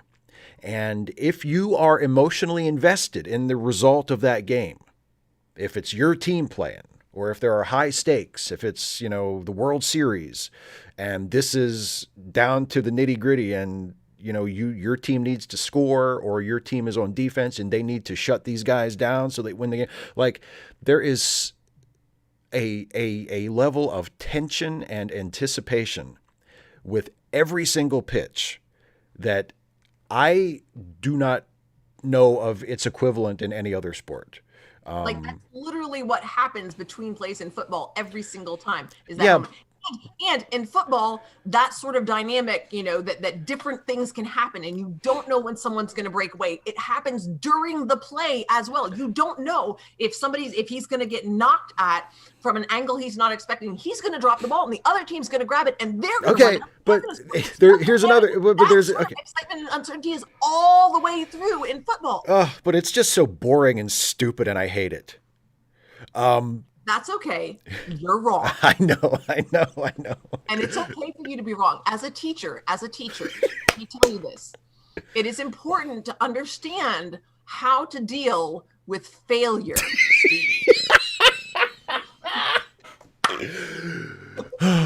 Okay. Can we stop debating now? Can we go back to talking about the book? Can we go back to talking about the book and being nice to each other, please? It is now. See, here's the thing, and it depends on how it goes. I am by nature, I'm a really competitive person. Mm-hmm. And so I actually, to the extent that I avoid, like literally I will avoid games of almost any sort because it's stressful for me. Mm-hmm. But because football is so confrontational, that's part of one of the reasons that I enjoy it. Like the literal physical confrontation. When I was in college when I first played tackle football, and like I learned that, you push the guy who's across from you and you get past him, and then you go to tackle the quarterback, and then everybody's just standing around looking like, what the hell just happened? Because they didn't actually think you were going to do that. And so the next time when you push the guy to get out of the way, like he doesn't actually move as easily because he actually knows that you're going to go for him. And so you put your arms around him, grab him, and they say, no, you can't do that. And like, but the physicality of it, like the physical confrontation is it's not war, because you're not trying to hurt them. You don't actually want to hurt your opponent. You just want to get them. You just want to get them out of your way. Yeah, no, so it's like driving, but safer. It's the fans who want to see people hurt because they're barbarians and they're cavemen, and it encourages the worst. Some do, but it I just want to see what they're going to do down on the field. You don't, because you are an intelligent, sophisticated person. But most people that I know personally who are like super duper, I'm not talking about, well, you know, Dad enjoys watching the game on Sunday. I'm talking about like super diehard football fans who it is like a part of their identity. Steve. They like watching people. They like watching people get hurt. Steve, you could say the same thing about wrestling. I could, but see, I acknowledge that. And so I acknowledge that. My thing would be, the problem in that case is not with the football players or the structure of the game. It's with fans and owners who are willing to cater to those fans. Like, I don't want to see people actually hurting each other. Like, there's discomfort is important. Like, it's important to push those limits and to run really hard and to throw really hard and to hit a guy hard so that you can get past him. But pain is bad. We don't want that. So, no, I don't want to see blood. I don't want to see injury. I want players to continue to be able to play. And especially as players start getting older and injury becomes, it becomes really challenging, because, you are good at doing this thing and you've built up skill because you've played for so long. But there comes a time when the risk of not even a career-ending injury, but just injury at all, no, that's not okay. And I think there should be, that more care should be taken of the players, both in football and in wrestling. Absolutely. It frustrates me. I agree with you completely. Yes. But I really appreciate, both in football and in wrestling, I love and admire the physicality of it. In wrestling, it's much more performative, and it's beautiful to watch, and I love that. And it's dramatic and sensational, and I think that's cool. And in football, it's much more competitive, and it's intriguing. You never know what's going to happen, and I like that too. And let's go back to the book. Okay, back to the book. We will finish this argument off the air. No, we won't. For the rest of our lives. We'll ever finish this argument. We'll never finish it, no. Here's the deal. Whoever dies first loses. You got it. Yeah, Harry, kind of across the board. It's the steroids are a little bit of a problem. Yeah. Yeah. I mean, yeah. It's okay. Okay, so yeah, we were talking about the workers, and there were some interesting things there. He never gets the chance to talk to them, and I think that's on. I think I may even have a note of this. He would have liked to talk to some of those sturdy, self-respecting looking people, those salt of the earth types that he saw in the small towns, to ask them, for instance, if they considered themselves to be poor. Right. Because he says, like, if this is what passes for poor on this planet, that ain't so bad. Yeah, I need to reevaluate my concept of the poor, because obviously where he's from, poverty is at least compared to what he's seeing. Yeah, poverty is a whole different thing. It's also a perception, because of course, they also have they look at the statesmen and the politicians and the professors and the people who are super wealthy. They don't have that kind of wealth. Right. What would they think of themselves? How would they rank themselves? Because they do have that sort of ranking. So that phrasing, if they consider themselves to be poor, is really telling. Yeah. And then I also underlined, but there never seemed to be the time. Right. Yeah. Because which takes us back to he is being conducted through this tour. Yeah. And is that deliberately deceptive on the part of his guides? And does Le Guin want us to think so? At this point, I think part of it is they're just like, we have to show you this, and we have to show you this, and we have to show you this, we have to show you this, but we have to also go over here, and everybody wants to meet you, Dr. Shevik, and da-da-da-da. Okay, so Harry, hang on. Harry, um, you first of all, you can always talk. You can say whatever you want. Have Harry, I'm very curious to see if you have watched Leverage, because remember we just I think we just watched that episode, The MMA episode, yeah. the MMA episode Yeah. where Elliot. talks about how these are real athletes and da da da. Oh, just that episode, I mean, really addresses that well. Cardinal, why do they have to rank themselves? I'm not sure who you mean at this point. At what point? I'm not. You're responding to what we've said a little bit ago, and I've moved on mentally. Yeah, I don't think my superpower is forgetting stuff, Cardinal Doomsday. So I'm very sorry, but I'm not entirely sure what you're talking about. So if you can provide more context, I will totally address that. And then they go to he goes to a party and he's like, this is a party? This is like no fun whatsoever. I loved the description. Everyone was very polite and talked a great deal, but not about anything interesting. And they smiled so much they looked anxious. Yes. I'm like, oh. On the other hand, Shevik, that they had the little shrimpy things, because let me tell you, that's why I go to those parties. Have you tried these little shrimpy things? I'm going to go back in and get some more of those. Have you seen the Cinderella movie with Drew Barrymore, Ever After? I have not, no. You have not. There's a line in it from one of the stepsisters where she she kind of turns on her family when she says, "I don't know what you're talking about, Mother. I'm just here for the food." And because she's the younger of the two stepsisters, and the older stepsister is the mother's favorite. Yeah. And gets all the nicest things, and the older stepsister has said this to her, I think, in the mother's presence, and she sort of turns it back on them. But I'm just like, she says it as that it's like this jibe between them. I'm like, so why? Who doesn't go to a party for the food? I mean, come on, I do. I mean, and sometimes there's other things, but yes, when I go to a party, I am part of how I judge how enjoyable the party is their food, and what kind of food is there, because I like food. and so you with that focus in mind, you should appreciate my favorite tactic of going to a party and then leaving without saying goodbye, because you go, you eat their food, and then you dip, and you're out of there.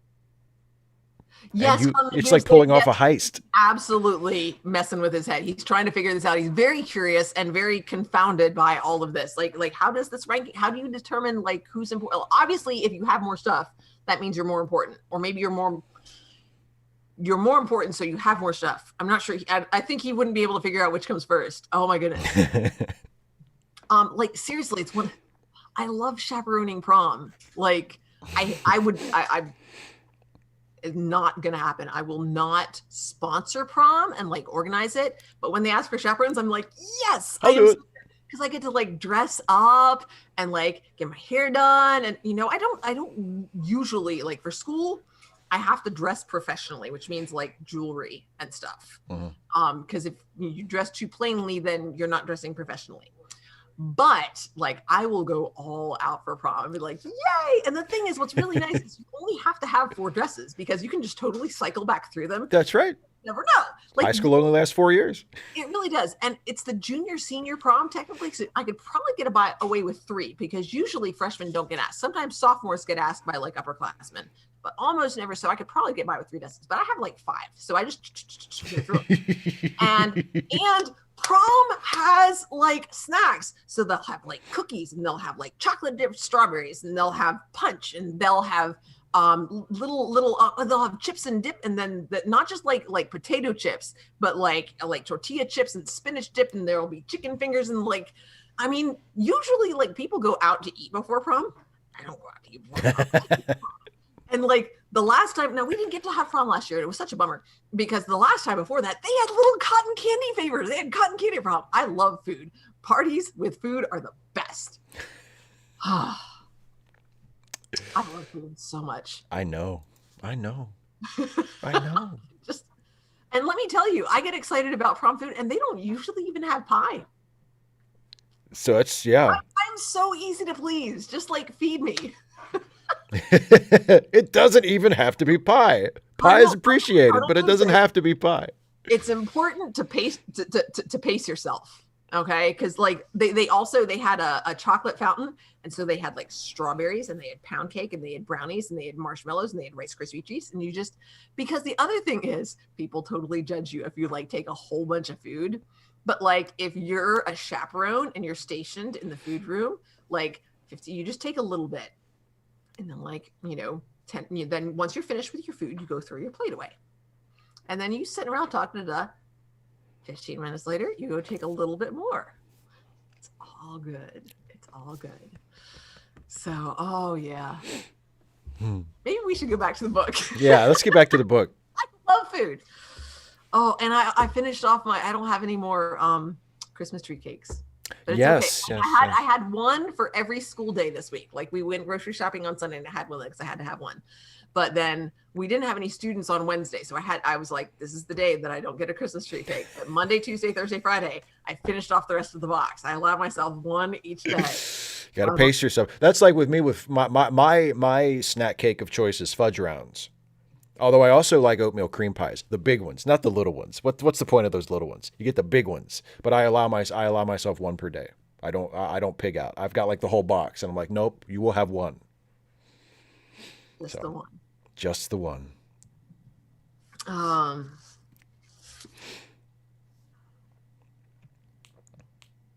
They smiled so much they looked anxious. I put, do such parties really exist? Because again, my first thought was, but I bet they have food. I'd be like, Well, yay! I guess it depends on your attitude too. I mean, I'm like, because I am a YouTuber and I work for myself, and I am not really,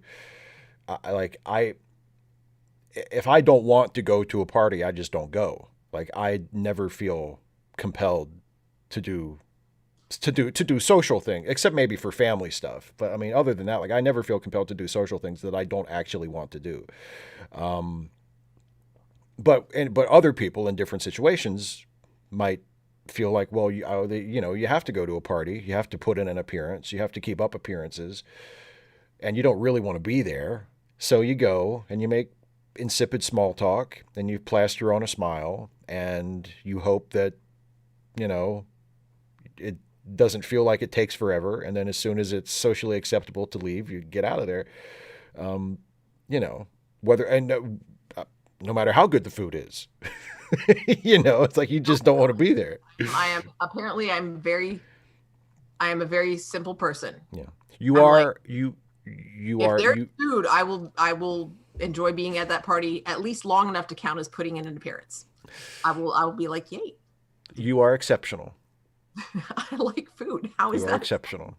Okay. You liking food to the point that it makes otherwise, unenjoyable parties at least enjoyable enough to hang around for a while. Yeah, because like I like food too, but if there's a party that I am having a terrible time at, I don't care what they're serving. I don't care about the food. I want to get out of there. You know what I mean? Yeah, but at that point, like if you're having a terrible time, then you can go. You've already put in your appearance. You'd be like, okay, gotta go, bye. And I don't even, and I just leave. I don't even say goodbye. So you don't even say goodbye. Yeah. I won't necessarily go around and make my rounds. I will go, and I usually will say goodbye to the host and say, yeah. And I mean, I might not even stay. Like if I'm having, like if everybody else knows everybody else, and I feel like I'm intruding on any sort of conversation, and I've tried all of the food that I wanted to try, and they aren't playing music that like I will sit around and I will just sort of headbop to music that I like for, and just sort of daydream for, I can do that for an hour or two easily. And then the other thing is, if you're at a party like that you're supposed to be at, you're doing something that you're supposed to do. So that frees you from other responsibilities. I don't have to be doing dishes. I don't have to be grading papers. I don't have to be, emptying a litter box or anything like that. I am doing something I'm supposed to do. I am fulfilling responsibilities. Hooray. I'll just listen to the music and eat cookies. I'm good. I don't, everybody else can exclude me and I'm okay with that. Or I can talk to somebody and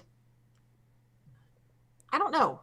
Like, I don't understand the idea of like social niceties. Like every person is an interesting person. People aren't boring. People have experiences that I haven't had. And I don't, no. Especially, I guess I'm also really good at talking to strangers because there's things that we haven't talked about before. Because I think you're, well, because you are genuinely interested. And for me, it depends on the person. Like I don't relate to what you just said about how everybody is interesting. I don't relate to that a lot, very much. I mean, I agree with you in theory. I think in theory, like everybody has a story and everybody can be interesting, but like I know I've met people that I'm like, I don't give a shit. You know, like you could walk out the door and get hit by a bus and I wouldn't give a shit. Like, you know, I don't find you that interesting, and I certainly don't find you interesting enough to carry on a conversation with you if we don't know each other. You know, even though in theory they're an interest, they're, you know, everybody's an interesting person, but it's like, oh, I don't care. You go, you know, leave me alone. I'm leaving. I'm getting ready to leave this party without saying goodbye to anybody anyway. So let's not get too attached to each other. You know what I mean? We should be saving the party discussion for a later chapter. I don't remember. There must be parties. Is there a party chapter? I'm guessing there must be. Okay, so I loved this. They're going all around, and he's like, but they insisted that he should see what there was to be seen and taken wherever he wanted to go. And he's like, but at the same time, until they like show him some of these things, he doesn't know what to ask for. So it's kind of, it really is kind of setting up when he starts asking things that they're like, oh, we don't know about that. Right. Yeah, but see, we are free TV. I mean, the non-existence of like-minded people, it presents and again, this is coming from somebody I am incredibly like, I have political and personal and most of my beliefs are strongly different from most of the people in the community where I live and where I work. And so the mental puzzle for me, I frame it as an interesting challenge of how to have a conversation with someone who is not of like mind and to explore and understand why they think the way they do when they're so very obviously wrong, and to listen to them and be patient with them and to sort of show them, you know, other possible ways of thinking about things in a way that does not immediately create defense reactions from them. Oh, it's such an interesting challenge. Which I think is another way in which you're exceptional. It's been 3 or 4 years since I've read it, and I just read it the once, so it's been a little while.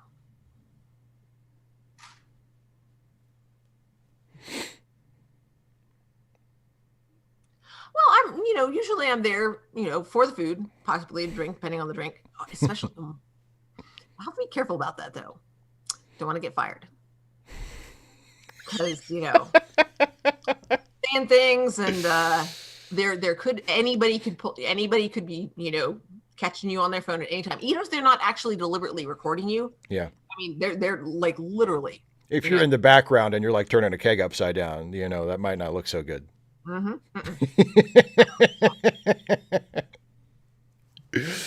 And here she does it again. I'm familiar with this word, but not enough that I was just like, it pulled me out of myself. I'm just like, what word? What words? Diffidence. When he yes. Might see the place where Odo was buried. I was like, I know that word, but I can't, because it's not clear from context. It's such a good word too. I know, and I'm just like, I know this word, but I can't. And actually, when you figure out or when you learn what the word means, I think it's the perfect word for that situation. I'm used to being the one with the words, and this book makes me feel like I'm not. Dana. Dana. How else you gonna learn? It uncomfortable. You don't like it?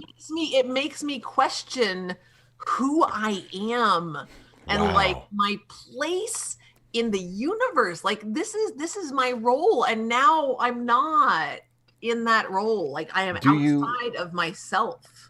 Does it trigger an existential crisis every time you encounter a word you're unfamiliar with? No, no, no, no, no. It was the fact that there were several There were leading up. several in the chapter, yeah. Like, I mean, occasionally it'll be it's like, huh. But the fact that it's several, it's like, okay, this is happening with uncomfortable regularity here. What is going on? This is not, wow, Cardinal Doomsday. Good for you, Cardinal Doomsday. How I envy you. But you're missing out on all the food. There's other, I don't know if you know this. There are other places besides parties that you can go to get food. Yeah, Really I know, good food. A party usually has a wide variety of different kinds. Like, when and again, it's like it's me and my husband and the cats, and so you have some of this issue as well. So I mean, because it's not like you are living in like a big dorm or something like that. Right. I guess I don't know. Maybe houses with lots of kids don't have it, but like you can have lots of little different tastes of things. Yeah, you can sample. Yeah. It's nice. It's like, and like when I used to go to church, you would do that like once a month. You would have like potluck, and so it was all about of course they let the kids go through the line, like parents with kids go through the line, get to go through the line first because you got to get the kids fed because they're going to be little hellions if they're hungry. Yeah, just shut them up. But so there's always the sense of you don't want to like push to the front of the line, but you want to get there a little bit kind of early so that you can take a little bit of the things that you really like the best and you don't miss out on stuff. But so you don't want to be too far back because then the best stuff is gone. But then you also want to make sure that you don't take too much so that you're full, because then there's not enough room on the table for everything. So some of it comes out later. And what if something that you really like comes out later? Again, it's all about strategy, just like football. Fair enough. Oh my goodness, Cardinal Doomsday.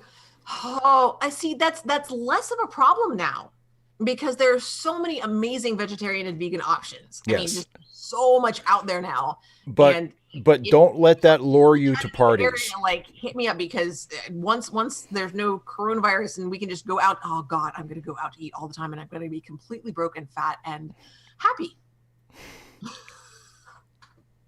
We've talked sometimes about, wouldn't it be amazing if we could, get one of these, above thus and such a place, if we could get an apartment downtown and we would be so broke. We would eat out all the time. Plus, the rent is ridiculous in the town and just, but the food, oh my God. And I had something to eat. I'm not actually hungry. I just love food. As long as you're happy. Exactly. Well, the problem is, once the money runs out, so does the food. And that makes me sad. Which is why you have to pace yourself. Yes. It's very important. You can't just go all out. Although if I found out that I was dying, I might. You might just go for it. Yeah. I'm gonna eat all the food. Well, yeah, because what are you pacing yourself for at that point? Exactly. If you're if you got one foot out the door anyway, just go for it. See, homemade food can be more satisfying, but there are things that you can. First of all, there are techniques that I do not have the skill to. I can't do. My husband has practiced more than I have, and so he has more skill than I do, which is great because then he makes the food and I get to eat it for the most part. But like there are also some utensils and tools that you just don't use very often and we don't have room for in our kitchen, but that like a restaurant sized kitchen might have. And so like, you can, it's also like, trying out drinks. I hate paying for like booze when I'm out, but if I want to try an expensive alcohol, I can order like a shot of it, or I can order a cocktail. And then if I don't like it, I'm not out the price of the entire freaking bottle, which is like a ridiculous amount of money, even if you're not buying it from like the restaurant at restaurant prices.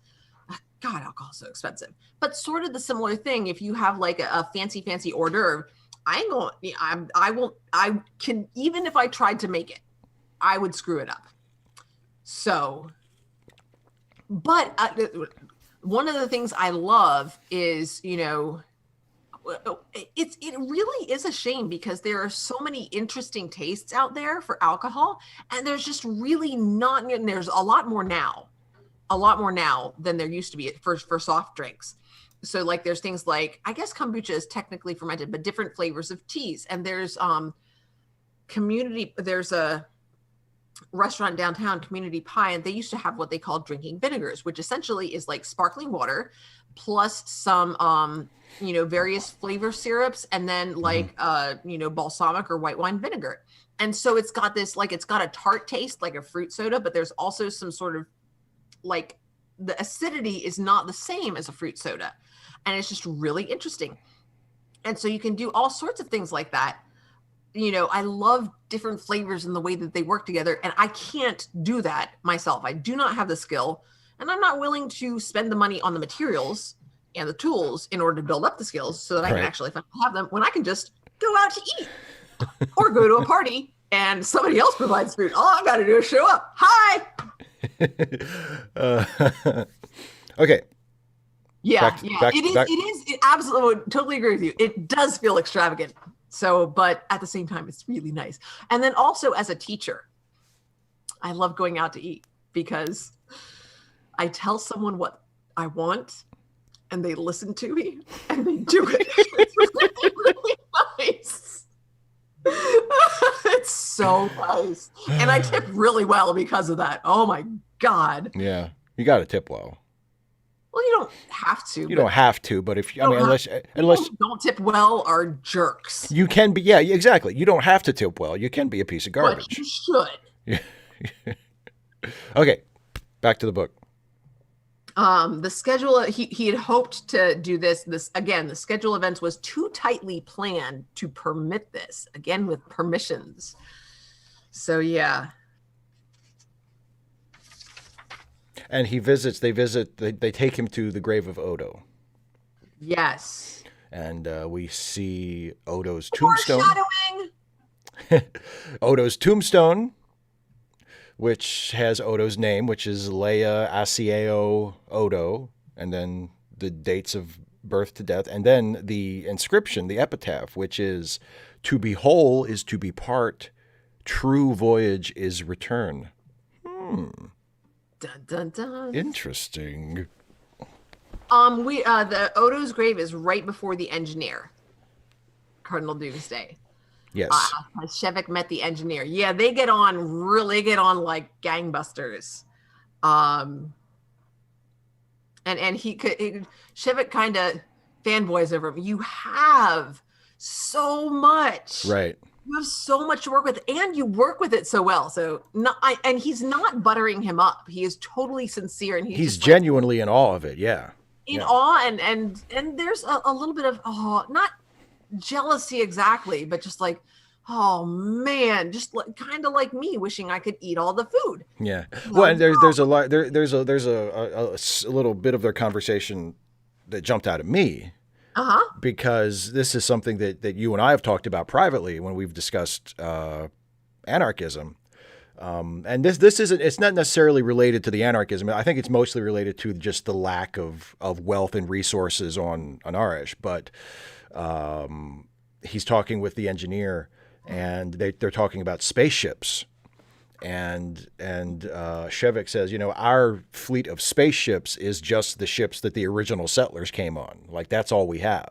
And he says, if we want to build a barge to carry something across the ocean, it takes us a year of planning. And that's like a major undertaking from our entire economy. For one ship. Yeah. Yeah. For one ship. Just to sail on the ocean. And I remember, half jokingly, but also kind of serious, we were talking about anarchism a while back, and I said, if an anarchistic society can't have a space program, then I'm out. Like, that's a deal breaker for me. And I don't, their lack of ability to build spaceships on an Arsh is not necessarily related to the way they organize their society. It's probably due to their being poor in resources and just not having what you would need to build a spaceship, whatever kind of organization their society was in.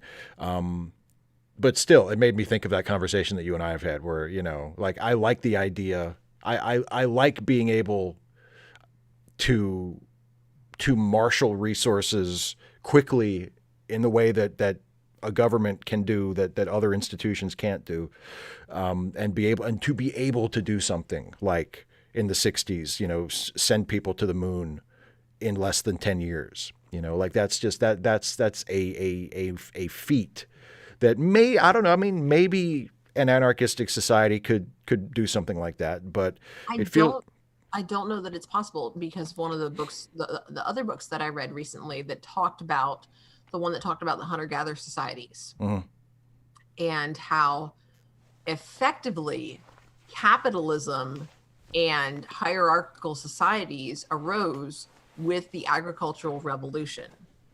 Because once you had enough that you needed to store it, that then you needed to guard it, and then you needed to organize it, and then you needed someone in charge to tell the guards what to do.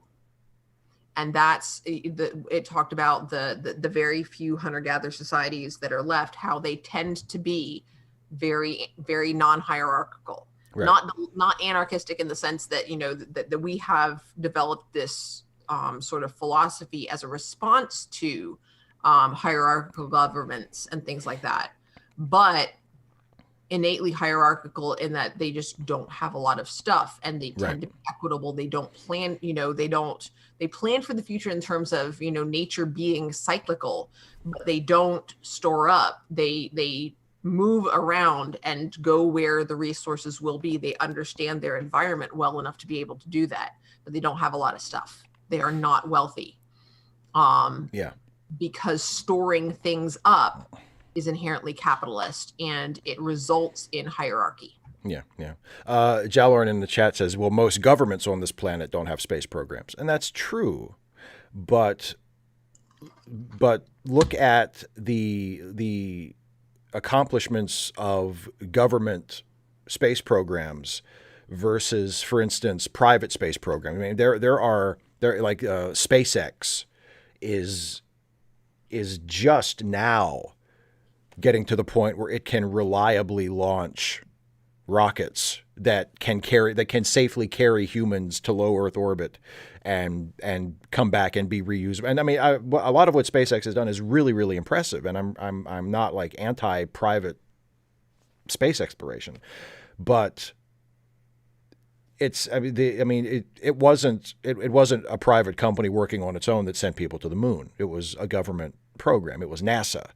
And if an anarchistic world cannot have something like NASA and cannot do things like explore space, like launch satellites and launch astronauts and do stuff like that, it's going to be real difficult for me to get excited about it.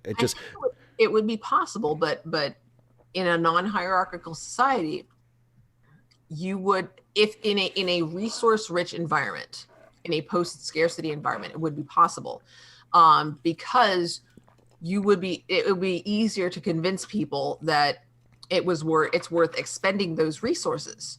You wouldn't have as many people who need to scrabble to survive. Right. They would have the opportunity to spend their time figuring out the algorithms needed to, build these things and make these plans.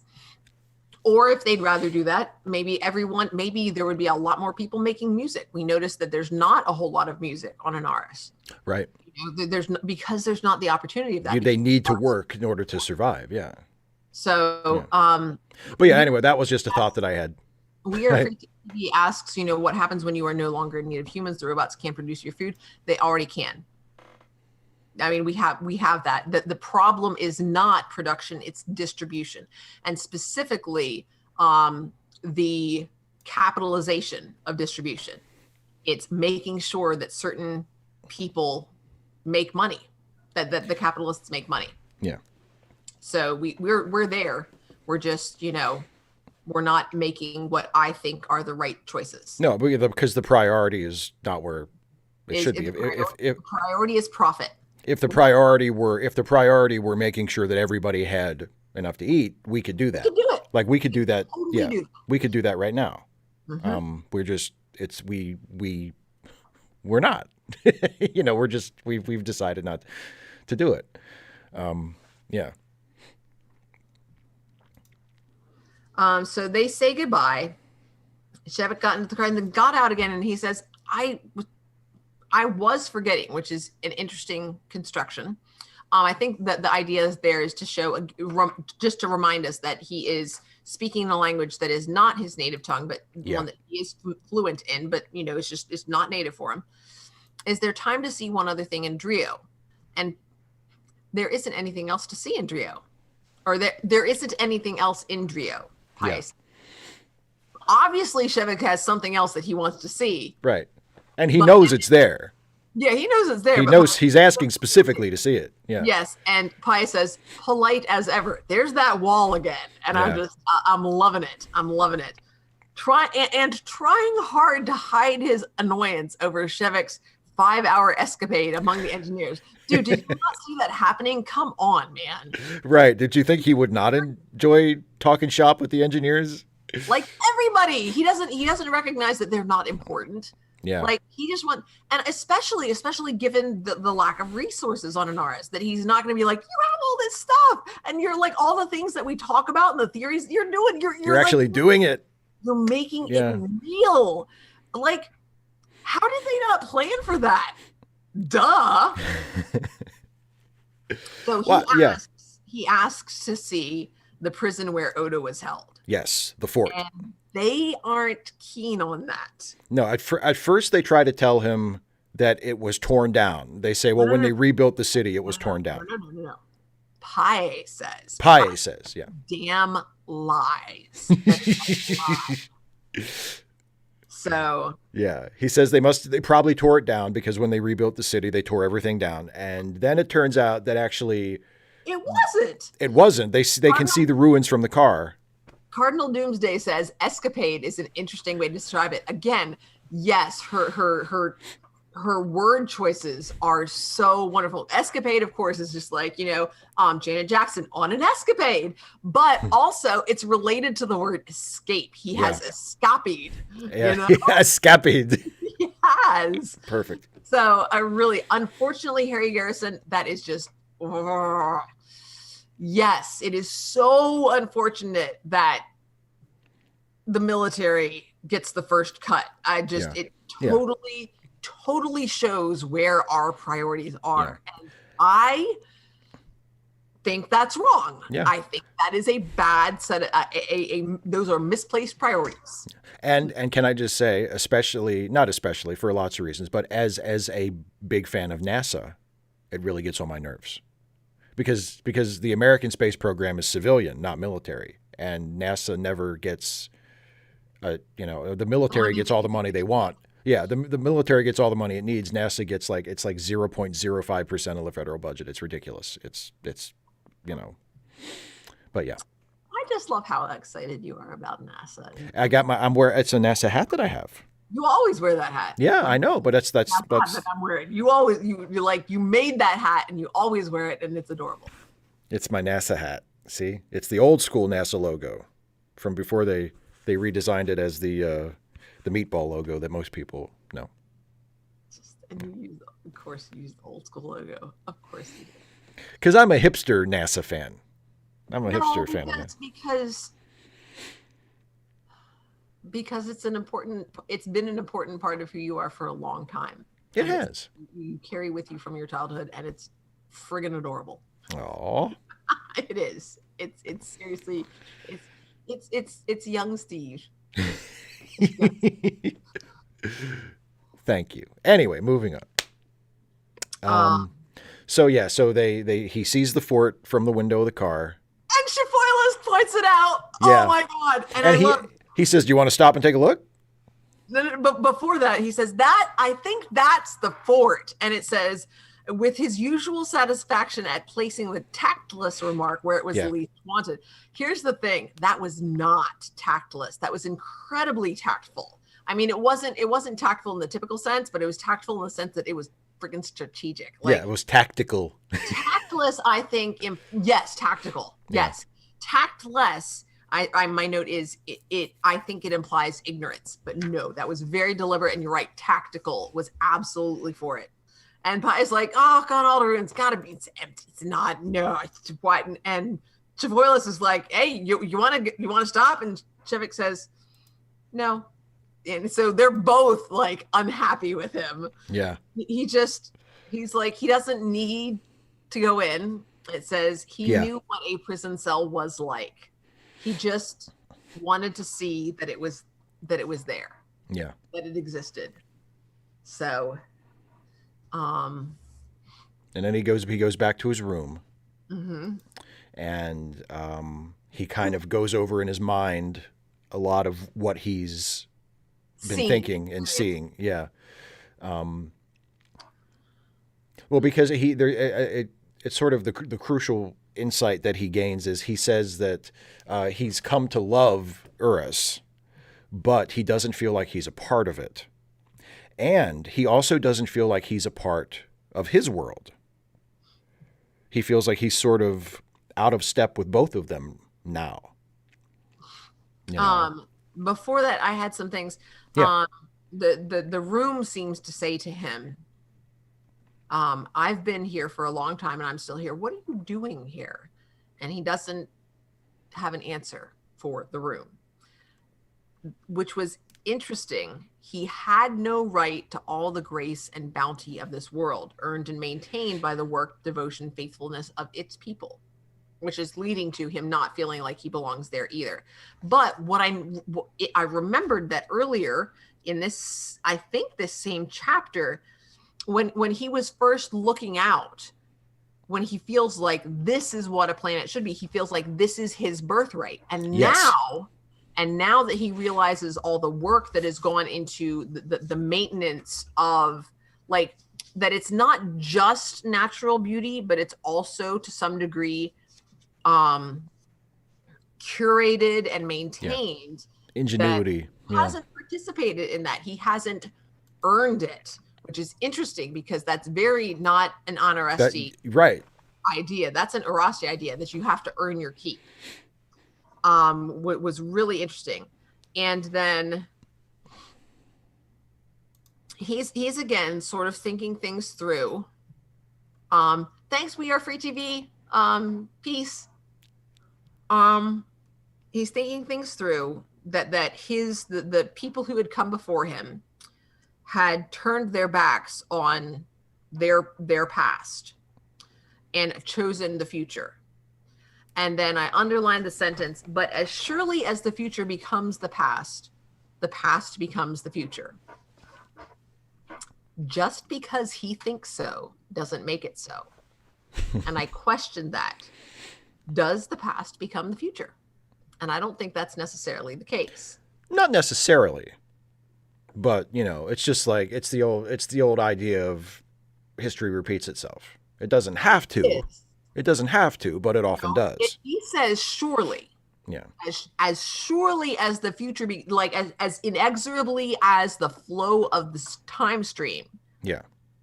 So he's not saying that history tends to repeat itself. He's saying that it always happens. It always happens. It is completely inevitable.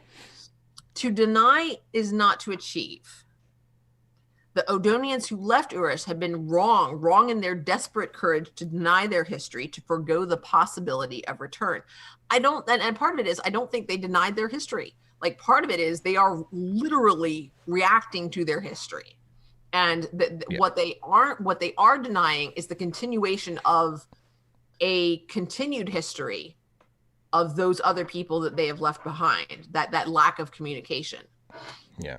Well, I think he's reacting to he's reacting to that lack of communication. I think he's the thing that he's grappling with in these moments is the fact that the two worlds have become so separated. Yeah. You know, so that there is, it's not just that the Odonians left and moved to the moon and started their own society. It's that they did that and they isolated themselves. And they cut themselves off. Yeah, from everything else, including this world that he is discovering has a lot of beauty and a lot of things that he appreciates. Thesian Thomas, I'm not sure how you say your name. I apologize. We're discussing The Dispossessed by Ursula Le Guin. But there are some parallels to Orwell. It's definitely a novel that it's a science fiction novel set in this one set, on another planet, and the moon. It's moon. So it's much more far flung than 1984 is. But it's also, sort of a way of looking at through this society, sort of also asking questions about our own society and the way that, and human nature and the way that things work. So I think he is reaction to that, but also I think he's just reacting emotionally to a very new set of experiences. So I think this whole section here where he's sort of pondering things through, I think all of this is very unreliable because it's all muddled up in his head and he's trying to make sense of it. He's trying to think his way through, but he's not allowing himself emotionally the time that he needs to settle through and get through the emotional, response to it. He's trying to think his way through before his heart is ready. Yeah. Oh. Yeah, it's capitalized. The Sean. Okay. Sean. Thank you. And then I agree with you. Yeah, I also noticed I thought it was like, kind of snobby / judgy when he says when he continues there, says the explorer who will not come back or send back his ships to tell his tale is not an explorer, only an adventurer. And I'm just like, okay, so clearly you're positioning that as worse. Yeah. Why is it worse? Because, if you're going forward, to tell the tales of where you came from to new people, to pass those tales on is, I think, just as valid. So there.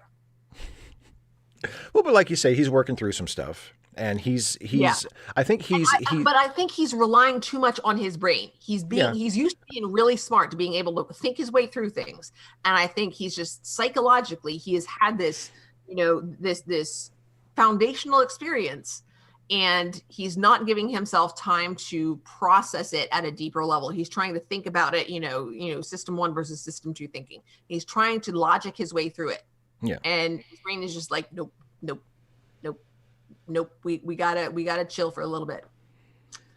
And then also then a little bit lower, the loneliness, the certainty of isolation, that he is all alone. Yeah. Rose up in him and asserted itself as his true condition. Ignored, suppressed, but absolute. Dude, you acting like you're like 17 again.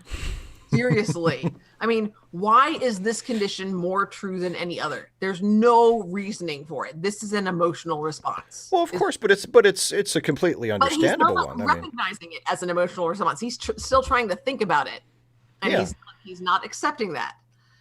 Feelings, and my note there, which I remind myself of with great regularity: feelings are not facts, and it's important to remember that. It's important to acknowledge them. And to, and to appreciate them for what they are, and to try to understand them and think about where they might have come from, but not to trust those suckers. No, nope, don't do it, Shevik. Do not rely on them. Don't trust them.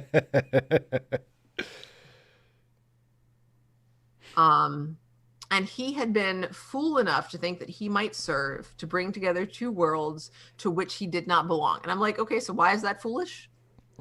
I mean, in some ways. Well, he's feeling that it's foolish now after That's a great way of putting it. He's feeling that it's foolish. He thinks he's realized that it's foolish. He hasn't realized that. He feels like it's foolish.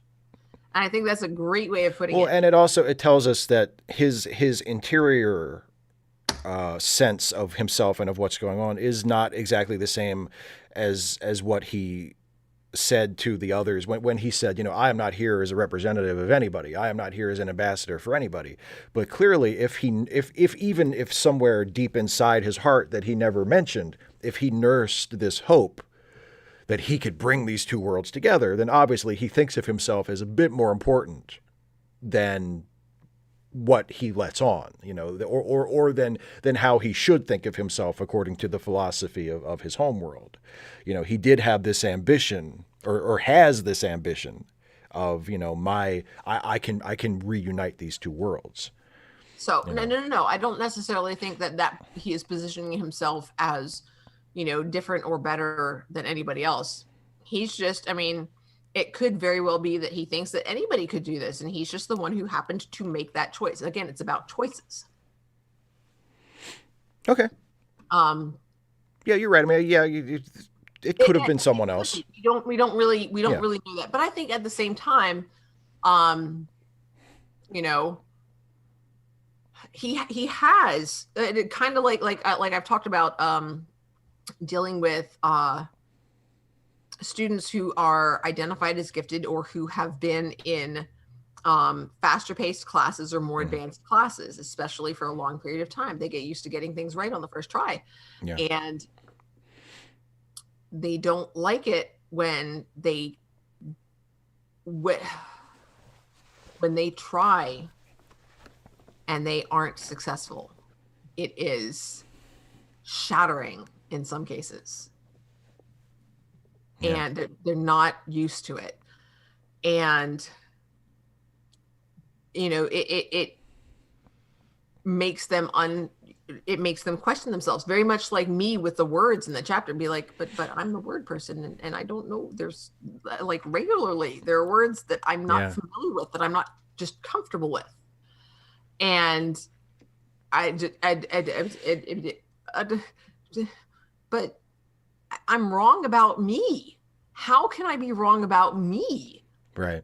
And I think Shevik is having that right now. And that's, it's something that I see pretty regularly from my students who are young and who I am deliberately giving work that they shouldn't be able to get right the first time, so that they have that opportunity of things not going right in a way that they can get some support in dealing with, figuring out what to do about this in a more safe environment than, might be in another situation. Culture shock, Charles. Yeah. But at the same time, because he is so used to relying on his rational mind, he's trying to process it rationally, and his rational mind is overwhelmed. So he doesn't have the strategies needed to be like, yeah, I need to go into that, exorbitant, luxurious, wasteful bathtub and just pour myself a bubble bath and have some cookies. Dude, you seriously need a bubble bath and cookies. That's what you need now. Just chill for a little while. Just chill out, man. Chill out for a little while. Yeah. And, take a nice long sleep with all those pillows and all the blankets, and you can be naked. You don't have to wear the pajamas. And then just, go for it again in the morning. It's going to be okay. Yeah. So, and then the chapter closes with another word that I'm not familiar with, but that's okay. Oh, what word? What's the word? Lambent. I am familiar with it, but not I don't have a command of it like I do most language. Yeah.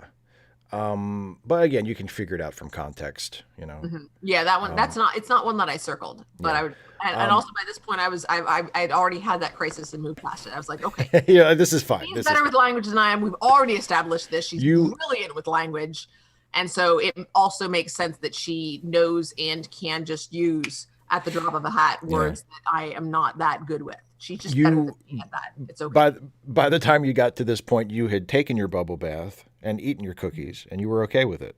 Well, Christmas tree cakes, but I stand corrected. Even better. I stand corrected. But yeah, we get this really, really beautiful scene where he's looking up at the moon, and I feel like it means like sort of reflective of the moon's light. Yeah, like kind of like a sort of like a soft glow, kind of. Yeah.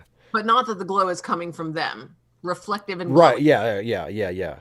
But so he's thinking about he's seeing the moon rise from Urus, and he's thinking about all the times when he was a kid when he saw the moon rise, and he realizes that the moon he was seeing as a kid from Anarish was That's not no what moon. was, yeah, that's no moon. It was this planet that he's on now, was Urus. And that they are sort of from when you're on Anarish, the moon is Urus, and when you're on Urus, the moon is Anarish. Cardinal Doomsday, thank you. I'm guessing that looks like a looked up definition. Thank you for providing that. Ah, yes. Glowing, gleaming, or flickering with a soft radiance. Yeah. That is lambent. But yeah, and then It's like, yeah, like when the light is too harsh and like my face looks like it's shiny, it's not nearly as flattering. But like, lambent. he's got, I'm picturing like his hands cupped and he's looking at them, even though it doesn't say that. Yeah. You know, he's holding the moon, the light of the moon in his hands. Yeah, yeah, and the last lines of the chapter are, the shadows moved about him, but he sat unmoving as Anarish rose above the alien hills at her full mottled dun and bluish white lambent. The light of his world filled his empty hands. What a great line! It's just nice, yeah. Yeah. And of course, that also, goes back to the idea of him being the beggar man, that he Yes, his empty hands, and yeah, when and and his isolation, because he's holding, he's got the whole world in his hands, but not really. But not there. It's but not really. Yeah. It's light is being given off, and it's something that you can't hold, you can't touch. Yeah, it's a really beautiful image. Yeah. It's a really beautiful scene. Yeah. Harry, that is awesome. The scariest lightsaber crystal. The lambent crystals. Oh, man. Yeah. Yeah, you not only can't possess it. So of course that, the idea of not being able to possess things goes back to, the honesty ideal of, you don't possess things. You just, you have things for their use, but, it's not really yours. It's just something that you're using. So, and Right. that's why this was so foundational for me. The idea of, and it really does connect with like the Jedi ideal of not holding on to things, and the even the Buddhist ideals that Lucas drew from, not clinging to things, not holding on to things, that's where that clinging, that's where suffering comes from. Right. You sort of, you have what you have, the idea that everything passes, when the situation is good, enjoy it and appreciate it, because it's not going to last. And when the situation is bad, understand it if you can, and, make peace with it if you can, and it'll pass. Everything passes. It just goes. Not the moon the moon is not there for your use. It's just there, but it's not your moon. Right. It's just the moon. It's just the moon. Yeah. Well, any I'm really loving this book, and I'm me too. Talking about it with you and with everybody in the chat. Thank you so much, everybody. It's been wonderful, and I'm sorry we got started so late and just the program thing wouldn't do the thing. And I wish I could have been more help, Steve, but it's fine. It was, like I said, I don't think it was my fault either. I'm not sure what the deal was, but I'm going to fuss with it tonight. Just chapter 3, the Setians. Yes. Yeah. SETI. This is SETI Alpha 5. So yeah. I had that thought, obviously, as a Star Trek fan. As soon as they said Setians, I was like, oh, is it SETI Alpha 5? Nerd. Absolutely. So which one of them is the planet where Khan is? That's the question.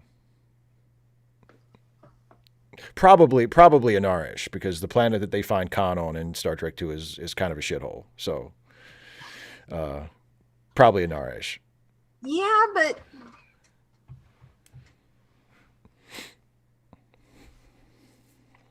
maybe it's like the backside. Like, you know, the dark side of the moon. You thought this was SETI Alpha 6.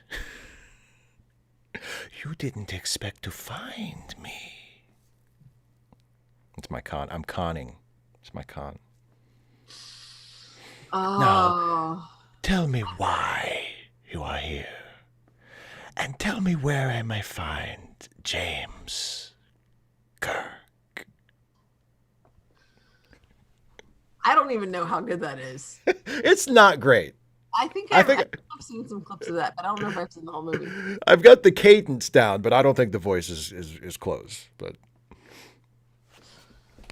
anyway, I I wormed Star Trek into it somehow, baby. Well, I mean, it's set in space. That's true. That's true. That's true. Anyway, do you want to any final thoughts before we wrap this up? Do you want to? I'm looking forward to chapter 4. Yeah, me too. I'm seriously, I'm really getting into the book. I'm really enjoying it. Oh, and I'll say I went to the library yesterday and I picked Yes, you up did. more books. I talked about this on Wednesday that I love libraries. Libraries are so awesome. And so if anybody has Netflix, I think there's Enola Holmes is a movie that has recently come out on Netflix, and there's a whole series of books, and they're really good. They're a lot of fun. The one I have is the next to the last one now. Finally, I've been waiting for this sucker for like a month, maybe longer. And so this one is The Case of the Cryptic Crinoline, and I got this. So, and then my family book group is talking about reading this one. So it came in pretty quick. Hey, the Alex Trebek book. Yes, and so the idea is we're going to talk about it before his final episode airs. Oh, which is Christmas. Really? We were thinking it was going to be in January. I've heard that they have episodes taped until Christmas. So I got the impression that Christmas was his last episode. Okay, so we're going to have to find out when his last episode is going to be, because we might need to get going on that. Yeah. Yes, there's Brink Casey. It's really interesting because I mean it's not just the same. The movie did a really good job of interpreting the books, so there's a different feel to it, but there's a lot that's the same. And in this case, it's not a case of where I feel the books are better than the movies or the movies are better than the books. They're both good in different ways. And the books, I'm really enjoying the books. And then also I was so excited about this, Mickey Kendall's Hood Feminism, which this is the one I've actually started reading, and I'm just into it. I'm on page 3.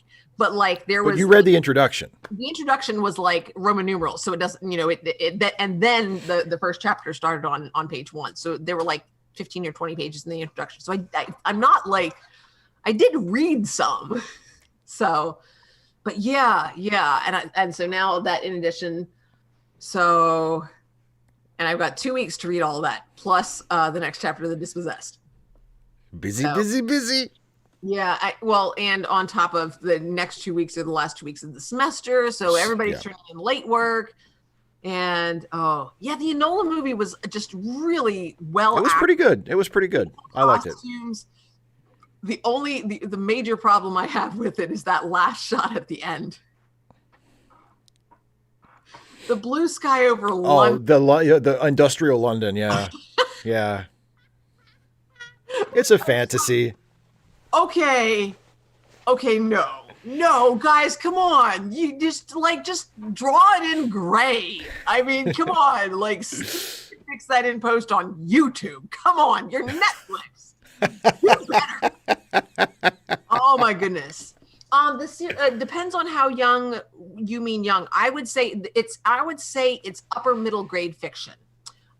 Because it does take, they do have to be able to pay attention. So if they're avid readers, I don't think there's anything real. There is some violence and I mean, it takes place in, sort of Dickensian London. So there are some social issue type things going on.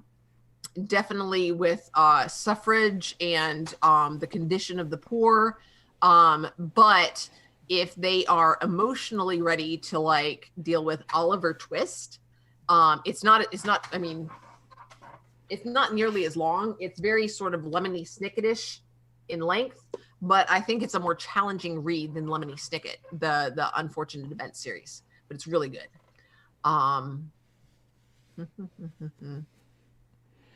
Yes, Mickey Kendall's book is it's really good so far. I'd also read Francesca Ramsey's book recently, and hers is a lot of fun to read. She's Mickey Kendall's is more, I don't want to say academic exactly, but you can tell that is it Ramsey or Ramey? I always get that backwards. Francesca Ramsey. Okay, so I was Yeah. right. Cool. Yeah, you're right. And she's sort of more no, because Kendall's book is conversational too. But I mean, she's more tongue in cheek and just sort of cheeky about it. Yeah. Whereas this one is more, hey, here's how it is. This is what we, it's very, it feels very action oriented, even though we haven't gotten to the actiony bits. Like here's what we need to do. It's more in the, by the way, this is a problem still. We haven't solved, we haven't solved everything yet. Yeah.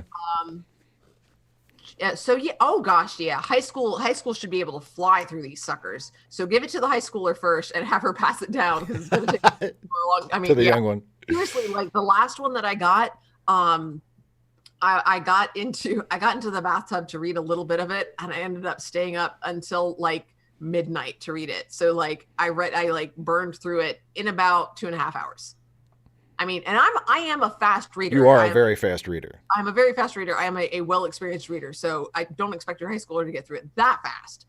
But I mean, they're not, for high schooler, for a high schooler who is an avid reader, it's not a challenging read at all, but it's fun.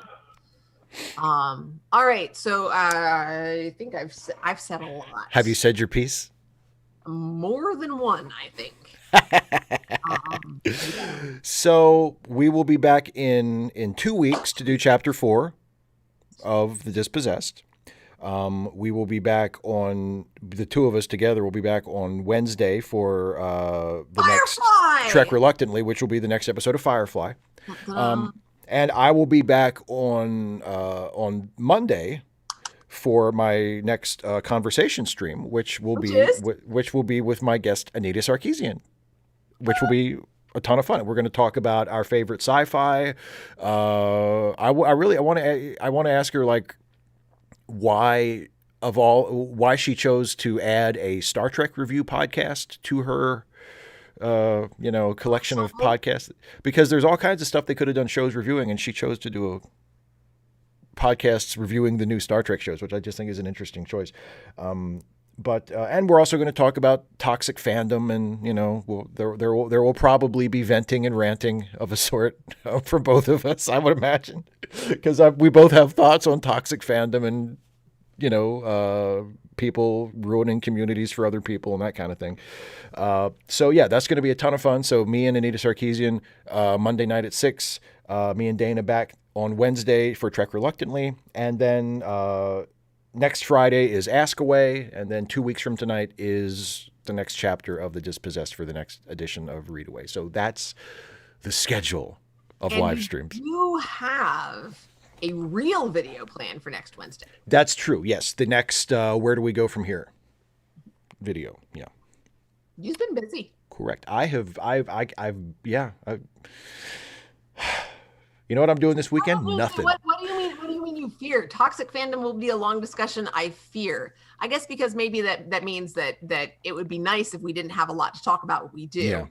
But I mean, it will be. Here's the thing, though. It will be as long as Anita wants to hang around, because I don't know if she necessarily has 2.5 hours to hang out and shoot the shit with me about toxic fandom. The show is scheduled for an hour. If it goes over an hour, then that will be because Anita has indulged us and is okay hanging around a little longer. But yeah, toxic fandom is a subject that you could talk about all night. For some time. Yeah, you could talk about all night. Yeah, it's for real. So anyway, Brian Puza, it seems like I'm spending most of my weeks watching Steve lately. Loving. Well, thank you. I hope it's worth it. I hope you're not coming to regret it. I've been really lucky that I haven't had a lot of toxic fandom experiences. I don't know if it's just that I am fortunate in how I curate like who I follow, but usually like toxic stuff I find out by people saying, hey, so-and-so did this thing that was toxic, and I'm like, who's so-and-so? Like, I Oh find yeah. out because there's pushback against it from the awesome people that I follow, because I don't follow toxic assholes, I guess. Oh, ha, ha, ha, ha. Jalord, I do not blame you one bit. I do not blame you one bit. So can I say a thing? Yes. Say whatever you want. So, I haven't said a whole lot about it, but I kind of started a little channel. Yes, And you did. I did, and Steve has helped me out a lot because I actually don't have any video editing software that works. I did see if I'm going to be trying to see if I can re-download iMovie, and because it won't open. So he's been doing all my compiling and editing and making my videos look really nice. But there's just like 5. Fair enough. But so I don't know. So I have they're teeny tiny, but it's been fun, and I've really appreciated the help. So and also just doing live streams like this and getting comfortable talking to the camera and things like that has also helped. So thank you, Steve. Oh, you know that it's my pleasure. I know, it's absolutely but my pleasure. I want to, And here is in the live chat for everybody watching. they just that is Dana's YouTube channel. And you can't just click my name, and I don't know how any of this works, you guys. I guess if you post in the chat and people can go to you, but that's the that is Dana's YouTube channel in the live chat right now, and you should all go and watch her stuff and subscribe to her channel because I have edited all the videos so far. They're awesome. She's a wonderful teacher, and most of it, be warned, almost all of it is everything except for one video is grammar. It's teachers. It's okay, English. It says that. Yeah. So you're warned. Yeah, but it's really good and really interesting. And if you have someone in your life who is a student and is maybe struggling with basic concepts of grammar, stuff like that, it's a really great place to start. And Dana, as everybody who watches, when Dana is on my stuff, she's great. You're great. You're great on camera. You're great. You're fantastic. And that I think that of you. But so everybody check out Dana's YouTube channel because it's awesome. Really, and it's been lots of fun so far. Feed the algorithm. Yes. No, feed my belly. Except I don't have any more Christmas tree cakes. I'll have to figure something out. I don't know. I am starting to feel kind of nibbly. Well, you're gonna have to go take it. Well, then we better go. we better wrap this up so you can go. You can go scrounge. I'm about to start. And I've been mean to you, and I haven't been nibbly. I haven't been hungry. So there's a reckoning coming. Oh, Colonel Doomsday, yes, I would love to hear. I have exactly 0 comments so far, unless somebody just commented just now. So I would love, if you point something out, I would love it. The stuff that I have on there so far, again, I'm sort of working through the way that I approach for high school students, so things that I notice as I think of as entry level mistakes, and then building from there. So there is a sequence to it that makes sense in my head. So I would love to hear between US grammar and yours, if it's lunchtime where you are you in Australia? But yeah, different forms of grammar. And then also I don't think there are also Trekkies with us, but there's also different grammars for English language learners. That's one of the reasons I decided to do the channel, is because when I looked for English grammar, most of what I found was geared at English language learners, or for really young kids. And what I want to do is provide something that's more geared towards reluctant readers, high school, middle school and high school level, who are just not real they don't want babyish stuff, but they also don't want stuff that's for speakers of another language, but they don't want stuff that's for college, or how to format your APA style, and where you use a comma and where you use a semicolon. Yeah. Stuff I can't do that. Just stuff. It's okay if you're not cool with this stuff. So, no, see, hey, good guess. You were right. Yeah. Well, I did You did the math. Wow. I just did. I just did the math. River. And we haven't even gotten to the line yet. Oh gosh, I gotta go. All right, everybody. Thanks for watching. Firefly. Thanks for watching, everybody. We'll see you next time. I'm so looking forward to chapter 4. Yeah, me too. I'm digging the book. I'm really digging the book so far. So yeah, I'm looking forward to it too. So thanks everybody for hanging out with us and listening to us talk about chapter 3 of the Dispossessed. We'll be back in 2 weeks to talk about chapter 4. And until the next, and I'll see you on Monday for another live stream. So everybody and Dana will see. Dana will see you from the chat. I will try it. Oh my gosh, I'm so excited. I'm so excited that Anita's going to be on your channel and you're going to talk to Anita. I'm shutting up now. I'm gonna have to tell her how girlishly excited you are about this. Well, the nice thing is I won't be on camera, so she won't be able to see me blushing. But oh my god, oh lordy! All right, I am I don't know if you can tell, but I'm actually blushing now. Wow. Let's just point the light at me more so you can't tell. I'll just oh my god. All right, thanks for watching, everybody. We'll see you next time. Bye, everybody.